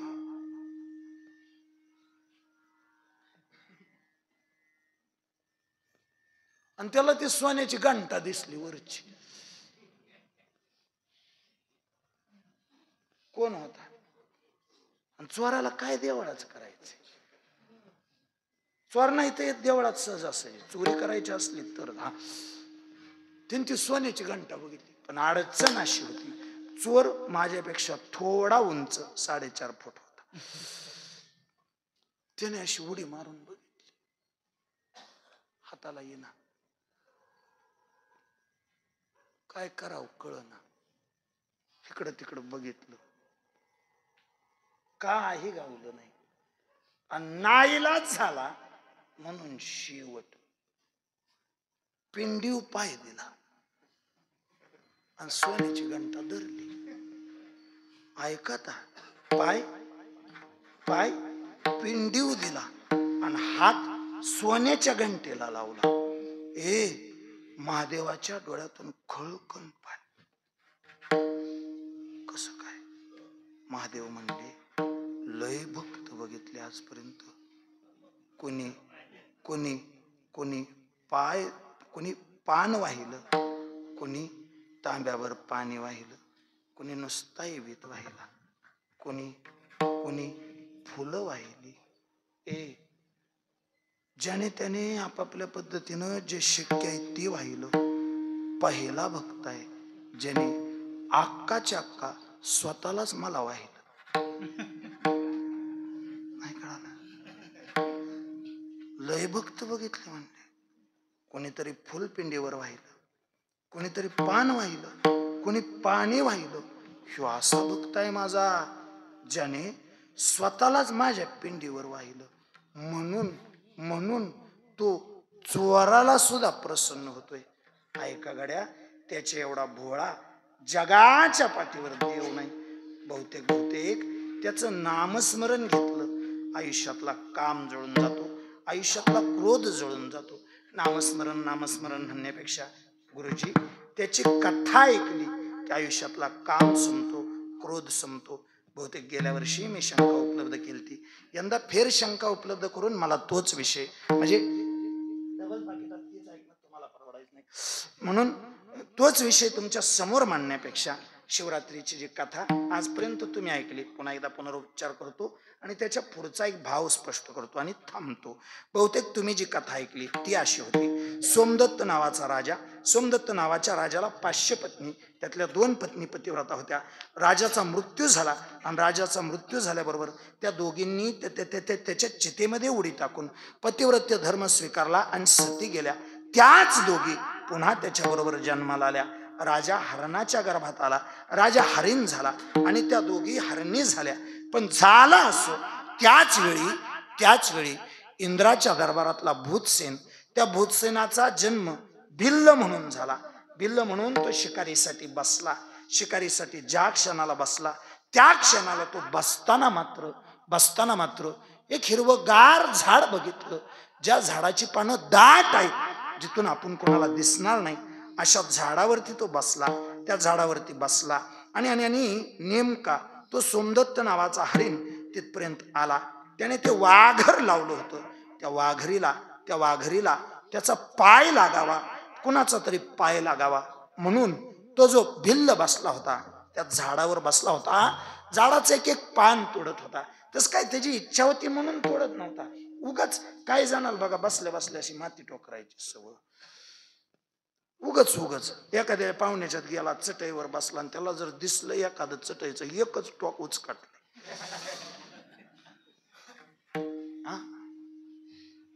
यस तर ती निमी चटई मोकळी करते पाहुण्याची. उगच काय त्या चटईने केलंय.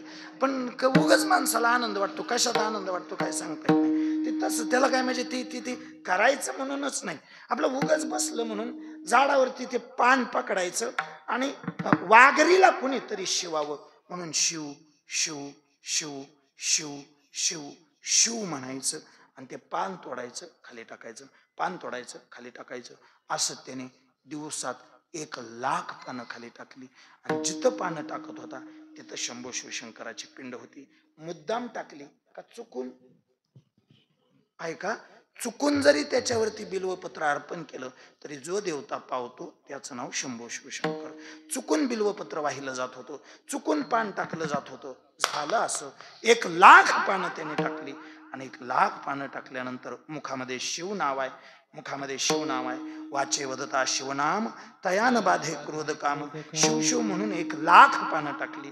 तिथं पिंडीवरती पानं टाकली. झालं असं, त्याचं पुण्य साठलं म्हणून शंभो शिवशंकरानं एका यमदूताला त्याच्यापर्यंत पाठवलं. म्हणले त्याचं पुण्य साठले, त्याला काय मागायचंय ते मागू द्या. यमदूत तिथपर्यंत आला. म्हणले काय मागायचं असलं तर मागा. एकतर ती म्हणले आपण तुमच्या त्या मागायसाठी केलंच नाही, म्हणजे आपलं ते कामच नव्हतं. मी काय तुमची भक्ती केली नाही म्हणले. पण ऐका, विस्तवाला चुकून हात लागला, विस्तव म्हणतो नको नको नको. चुकून हात लागला तरी तो चटका देतो. काट्यावर चुकून पाय पडला तरी तो मोडतो. तसं देवाची चुकून जरी भक्ती केली तरी देव तुम्हाला प्रसन्न होतो. तुम्हाला ह्याचं फळ भोगावं लागेल. तुम्ही मागाल ते तुम्हाला वरदान मिळेल. काय कुणाष्टव त्याच्या मनात आलं, त्याने मागताना एक गोष्ट मागितली. म्हणे असं करा, जर देणार असाल तर मला एवढंच दान द्या. काय, मला ह्या प्राण्यांची पक्ष्यांची भाषा करावी, एवढं मला दान द्या. त्याने वरदान दिलं. वरदान देऊन तो निघून गेला. आता ह्याच्याकडे एक त्याच्याकडे शक्ती, एक सामर्थ्य तयार झालं. कोणतं? त्याला प्राण्याची भाषा कळायला लागली, त्याला पक्ष्याची भाषा कळायला लागली. आणि काही वेळात त्या तळ्याच्या काठावरती तो सोमदत्त नावाचा हरिण पाणी पिण्यासाठी आला आणि तो बरोबर त्या वाघरीत अडकला. तो अडकलेला दिसला. त्याची जी मोठी राणी हरणी म्हणून झालती, गरोदर हरणी पुढे आली. गरोदर हरणीनं त्या वाघरीकडे बघितलं आणि सांगितलं, मालक काही करा पण तुमची सुटका करून घ्या. मी पाया पडते तुमच्या, स्वतःला सोडवा. अहो तुम्ही नसला माझ्या या संसारात काय रस आहे. गेल्या जन्मापासून मी तुमच्या सोबत आहे. माझी अशी इच्छा आहे, स्वतःला सोडवून घ्या. आणि त्या भिल्लाकडे बघितलं आणि सांगितलं, ऐक, आहेवपणी मरण यावं म्हणून तू जर माझ्या नवऱ्याला मारणार असेल तर त्याच्या आधी मला मार. गरोदर असणारी हरणी बोलते, ती हरणी बोलते तोपर्यंत दुसरी राणी असणारी हरणी त्याच्या शेजारी आली. तिने सांगावं, भिल्ला, एकतर माझ्या नवऱ्याला मारू नको, माझ्या सवतीला, माझ्या त्या राणीला मारू नको. ऐक, तिच्या पोटात गर्भ आहे. माझी अशी इच्छा आहे त्या लेकरानं जन्म घ्यावा. माझी 2 लेकरं अंगणात खेळतायत.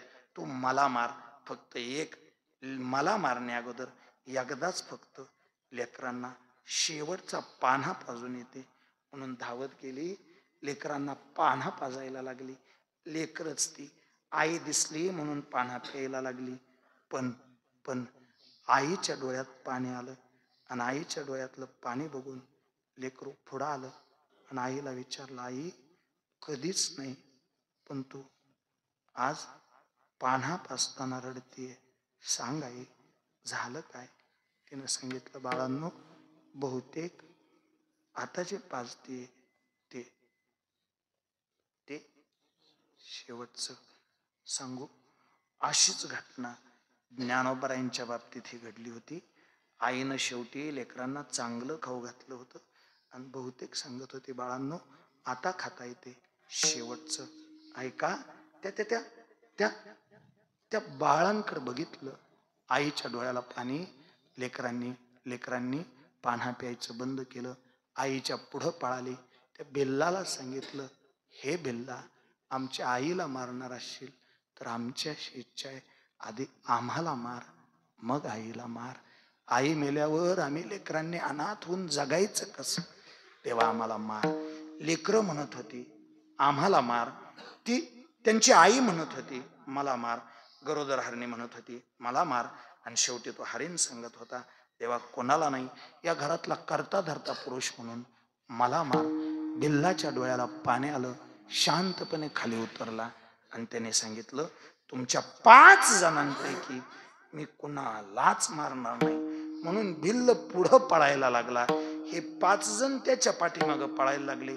बिल्ल मारणार नाही म्हणत होता आणि हे आमच्यापैकी कुणाला तरी मार म्हणून त्याच्या पाठीशी धावत होते.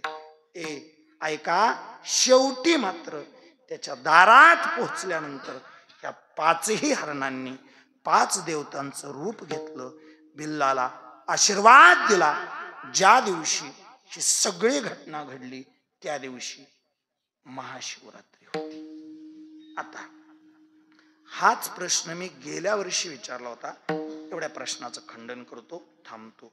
एवढं सांगा, त्याने पानं टाकली त्या दिवशी जर महाशिवरात्री होती तर महाशिवरात्री हा उत्सव त्याने पानं टाकली तेव्हापासून सुरू असेल का त्याच्या अगोदर पासून? परत एकदा सांगतो, ज्या तिथीला पानं टाकली तेव्हा महाशिवरात्री होती असा उल्लेख आहे. मग महाशिवरात्री तिथनं पुढं का त्याच्या आधी महाशिवरात्री होती? ऐका ऐका ऐका ऐका ऐका ऐका, त्या तिथीला जर महाशिवरात्री असेल तर एका शब्दात संपवून टाकतो, महाशिवरात्री महाशिवरात्री महाशिवरात्री. म्हणजे नेमकं काय? शंकर प्रभूचा जन्म का शंकर प्रभूचा विवाह सोहळा? जन्म म्हणावं तर त्याला आधी नाही, त्याला अंत नाही. विवाह सोहळा म्हणावा तर लोकाच्या लग्नाला आपण का उपास धरायचा? त्याची त्याने धरला असता. आपण सकाळपासून उपास धरलाय, त्याचं लगीन आणि आपला उपास काय गरज आहे? मी सांगतो, ऐका, खंडन करून टाकतो, संपवतो माऊली बुवा मी हे. ऐका ऐका ऐका, ब्रह्मदेवानं जेव्हा ही समस्त सृष्टी निर्माण करायची ठरवली तेव्हा ही सबंध सृष्टी तयार करण्यासाठी अगोदर त्याने 4 लेकरं जन्माला घातली. बहुतेक त्याला संकादिक असं नाव आहे. आणि त्या 4 लेकराला ब्रह्मदेवाने सबंध सृष्टी तयार करण्याचं काम दिलं. लेकर 5 वर्षाची. आणि 5 वर्षाच्या लेकरांना सांगितलं, तुम्ही सबंध सृष्टी तयार करा. मी सोपं बोलू का? लेकर 5 वर्षाचे असतील तर सृष्टी तयार करू शकत नाहीत. लेकराचं सामर्थ्य लक्षात घ्या, लेकराची ताकद लक्षात घ्या. पण ब्रह्मदेवाने ती जबाबदारी दिली. लेकरांनी सृष्टी निर्माण केली नाही म्हणून ब्रह्मदेव लेकरांवरती चिडले आणि ब्रह्मदेव चिडले. लेकर ब्रह्मदेवाकडे शांत बघत राहिले. अडचण अशी आहे, मला सोपं सांगा नंदोबुवा, आपण एखाद्याला कडाडून शिव्या दिल्या आणि तो जर आपल्याकडे बघून हसायला लागला तर राग वाढतो का कमी होतो?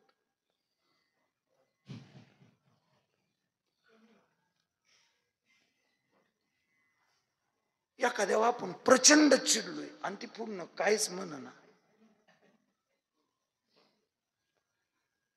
वाईट टाकतं माणूस. काय काय समोरचा चिडल्या शांत राहिलेलं कधीच चांगलं. पेटायलाच काही नसलं पेटायलाच काही नसलं तर पेटलेली काडी सुद्धा विझून जाते. जाळायलाच काही नसल्यावर काय करते तेव्हा ती? तुम्ही तुम्ही लक्षात घ्या. तुम्ही माझ्या बहिणी आहात, तुम्ही माझ्या आई आहात. मी तुमच्या बरोबर बोलतो. पेटायलाच काही नसलं तर काडी किती जरी पेटली, जाळायच काही नसल्यावर गप्प बसते.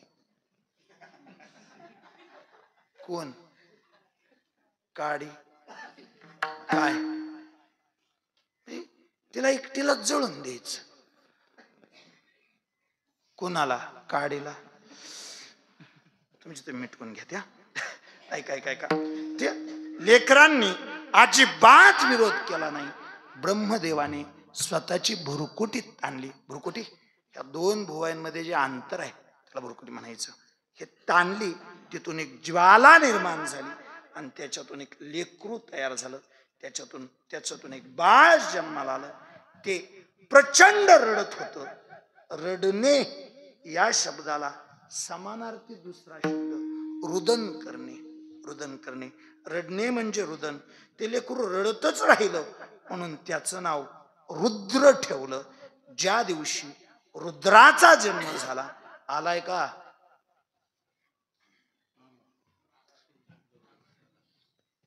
ज्या दिवशी रुद्राचा जन्म झाला तो दिवस इतिहासामध्ये महाशिवरात्री म्हणून ओळखला गेला.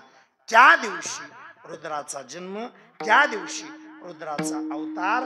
फक्त एक त्याचं भजन केलं, त्यानं फायदा, धर्म, अर्थ, काम, मोक्ष. एकदा त्या शंकराची प्रार्थना केली, त्याला प्रत्यक्ष बघितला. आयुष्यातली सगळी सुख तुमच्या पायावर लोळून घेतील. म्हणून माझी पुन्हा एकदा इच्छा आहे, सगळ्यांनी मोठ्या प्रेमाने दोन्ही हात वर घ्या. त्या जगाच्या बापाचं एकदा गोड भजन.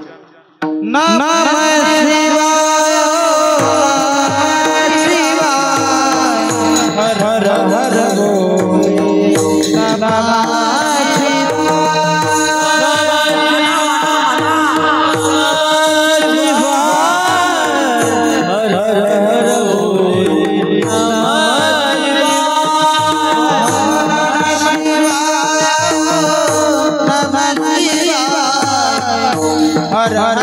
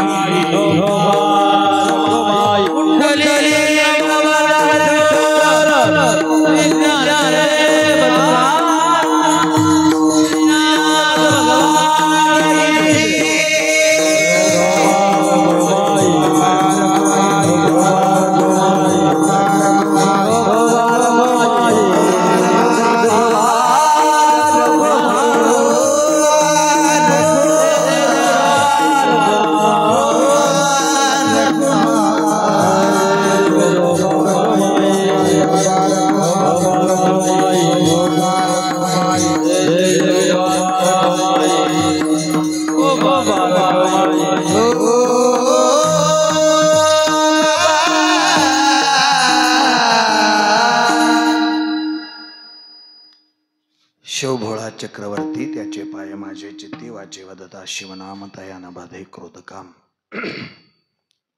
धर्म अर्थ काम मोक्ष शिव देखिता प्रत्यक्ष धावत्या वेगामध्ये स्पष्टीकरणासहित उच्चारासहित अभंगाच्या 3-4 अर्थ सांगून झाला. मला दिलेली वेळ संपूर्ण जवळपास 10 मिनिटं का बर 10 मिनिटं जास्त झाली. आणि अजून बी सांगाय काय अडचण नाही, पण किती दळलं तरी पीठ तेवढंच पडणार. अतिशय मनापासून समस्त ग्रामस्थ मलवडी तथा माऊली भारूड मंडळ आणि तुम्ही सगळ्यांनी ही सेवा माझ्यासारख्या पामराकडं माझ्यासारख्या निर्बुद्धाकडे दिली त्याबद्दल मनापासून सगळ्यांचा आभार मानतो. सगळ्यांचा आभार मानत असताना पाठीमागल्या काही दिवसापूर्वी आदरणीय तरडे गुरुजींनी संपर्क करून पंढरी पाहुणे बहुतेक तुम्ही सगळ्यांनी संपर्क करून ही सेवा माझ्या पदरात घातली. गेल्या वर्षी महाशिवरात्रीचं कीर्तन फक्त एक होतं. गेल्या वर्षी हितलं करून दुसरीकडे जायचं होतं. यंदा उलट झालं. पण तरीही तुम्ही एवढा वेळ वाट बघितली. कुणीतरी वाट बघावी एवढा मी अजिबात मोठा नाही. फक्त अडचण होती प्रवास जास्तीचा. आणि तिथल्या नियोजनात झालं असं 6 ते 8 कीर्तन सांगितलं होतं. छापलं बी त्यांनी 6 ते 8 होतं. पण त्यांनी करताना जाणीवपूर्वक कीर्तन थोडं उशिरा सुरू केलं. म्हणजे जवळजवळ 6:30 6:45ला कीर्तन 6:45ला सुरू झालं. मग 6:45ला सुरू झाल्यावर आता ते असं होतंय पेटलं एकदा की पुन्हा इजवायला उशीर लागतोय. म्हणजे माझ्या मनाला वाटलं होतं मी 8 वाजता बंद करेन, काय जरी झालं तरी 9:30 वाजता मी बरोबर मलवडीत पोहोचेन असं मी 8 तास केला. पण एकदा उभा राहिलो नंदोबा पुन्हा वाटलं काय सांगता येते मलवडीत नाहीच पोचलो तर त्याच्यामुळं कधीच म्हणजे गुरुजी असं ते अंग राखून आता पुन्हा घसा आणि ते काही नाही काही नाही घशाचा विचार केल्यावर केसाडी लागतो. त्याच्यामुळं काय नाही जसं होईल तसं 8:30 वाजता तिथलं संपवलं. पर 8:30 वाजता संपलं की लगेच बसा येईना गाडीत. का म्हणा हसला तुम्ही? त्यांचा निरोप हे घेतला आणि मग 8:45 वाजता गाडीत बसलो. पण ड्रायव्हर आमचा चांगला लागला. दीपक बुवानी तंतोतंत मी जेव्हा टाकलं होतं मॅपला तेव्हा 10:20 दाखवत होतं. आता म्हणलं काय खरं नाही बहुतेक गेल्यावर हे दोघं चौघच गावत्यात कोण. पण तंतोतंत 10:20 मॅपला त्यावेळी तिथून दाखवलं होतं मला. आता मग ह्यांचं मेसेज येत होतं कुठपर्यंत आलाय सांगा. तर काय सांगू मी सांगितलं असतं तर बहुतेक तुम्ही घरी निघून गेला म्हणून मी सांगितलं नाही. रिप्लाय दिला नाही त्या मेसेजचा. शेवट तुमचा फोन बी उचलायचा बंद केला. हे आलतो इथपर्यंत आलतो बरं. आणि मग ते झालं असं. ते 10:20 ती वरची 20 मिनिटं त्याने त्याच्या ड्रायव्हिंगनं कव्हर केली. बहुतेक दीपक बुवा पुन्हा कवाच तुमच्या गाडीत नाही बसायचं. पण 10 वाजेपर्यंत त्यांनी बरोबर शार्प 10 वाजता गाडी इथं लावली होती. दीपक बुवा ह्या कार्यासाठी आम्ही तुमचं मनापासून आभार मानतो. तथा तुमच्यामुळं आज ह्या सगळ्या लोकांचं अतिशय योग्य वेळी दर्शन झालं. आणि मी शहाणपणा म्हणून सांगत नाही गुरुजी, उशीरच झालता तर महाशिवरात्रीची कीर्तन रात्री 10 ते 12चीच असतात. मी काय मनाचा शहाणपणा करत नाही. बरोबर 12ला कीर्तन बंद करायचं, फुलं व्हायची. हे जी घटना मी मागायची सगळी सांगितली ती रात्रीच्या 12ची. रात्री बरोबर 12ला पुष्पवृष्टी असते. दत्त जयंतीची 6ला सायंकाळी 6ला आणि महाशिवरात्रीची तंतोतंत रात्री 12ला फुलं पडतात. अजून बी जिथं जिथं महाशिवरात्री असेल तिथं 12ला पुष्पवृष्टी होते. बघा अजून विचार केला तर 15 मिनिट शिल्लक आहेत. अतिशय मनापासून तुम्हाला सगळ्यांच्या चरणावरती नतमस्तक होतो. वैष्णवज्येष्ठ वैष्णवश्रेष्ठ सर्वांचा आभार मानतो ज्यांनी या सोहळ्यासाठी प्रत्यक्ष अप्रत्यक्ष सहकार्य केलं असेल. बरं सोहळा संपन्न करायचं म्हणजे सोपं नाही नंदोबा. 7 दिवसाच्या पारायणाला जेवढा 8 तास तेवढाच 8 तास एका दिवसाच्या कीर्तनाला. बरं काय गोळा करावा लागला नसेल. गायनाचार्य गोळाच करावे लागले, मृदंगाचार्य बोलवावाच लागला, कीर्तनकार उभाच करावा लागला. सिस्टम बहुतेक मंडळाचे. आणि मी सांगू एवढ्या आठवड्यात मला मिळालेली ही सर्वोत्तम सिस्टम आहे. अप्रतिम. तुमच्या मंडळाने सगळ्यात चांगलं काम कोणतं केलं असेल तर सिस्टम. सकाळसारखी असते ना, आता मेला असता बुवा तरी आवाज आला नसता गळ्याचे. आज आता जेवढं पूर्ण कीर्तन झालं त्यातली 100% मार्क सिस्टमला आणि आणि टेलर तुमच्या ऑपरेटिंगला मार्क. टेलरसाठी एकदा टाळ्या वाजवा. मनापासून सगळ्यांनी मोठ्या प्रेमाने हा सोहळा संपन्न केला. सगळ्यांचं मनापासून आभार. सर्वांच्या चरणावरती नतमस्तक होतो. झालेली सेवा भैरवनाथाच्या चरणावरती समर्पित करीत असताना माऊली बुवा तुमचं मनापासून आभार मानतो. सेवेसाठी उपस्थित असणारी ही लहान लहान लेकरं कुठले रे, ह्या लेकरांच्या चरणावरती नतमस्तक होतो. विनेकरी बाबा तुमचा आभार मानतो. श्री महाराज तुम्ही प्रवचन केलं का? कोणाकोणाचं झालं? पंडित महाराज आणि साहिल महाराज. पंडित महाराज तुम्ही प्रवचन सेवा केली. तुमच्या वाणीतून भगवान शंभो शिव शंकराचं वर्णन ऐकताना प्रत्येक श्रोत्याला शंभो शिव शंकर समोर दिसला, भेटला. तुमच्या वाणीवरती सरस्वती मातेनं वारकरी संप्रदायानं असंच प्रेम करावं, या वाणीला आणखी बहर यावा, या वाणीतून वारकरी संप्रदायाचा प्रचार प्रसार व्हावा ही पांडुरंगाच्या चरणी प्रार्थना करतो. आणि हे महादेवा, जर आज तुझ्या समोर आमच्या साहिल दादाने प्रवचन केलं असेल तर महादेवाच्या आशीर्वादानं तो मोठा कीर्तनकार व्हावा, त्याच्या वाणीला बळ यावं, त्याच्या वाणीला बळकटी यावी. तोच नाही. ह्या मलवडी गावातली जेवढी लेकरं संस्थेत आहेत, जेवढे आहेत, कोणाकडे असू द्या, माझ्याकडे असू द्या, बाबांकडे असू द्या, दोन्ही संस्थेतली लेकरं खूप उंच व्हावीत, आसमंतापर्यंत त्यांची कीर्ती पोहोचावी हीच महादेवाच्या चरणी प्रार्थना करतो. शेवटी जनार्दन बाबांनी, नाथ बाबांनी हेच सांगितलं. शंभो शिवशंकराचं भजन केलं, नामस्मरण केलं, नुसतं शिव म्हणलं तरी काळावरती विजय मिळवता येतो. एक जना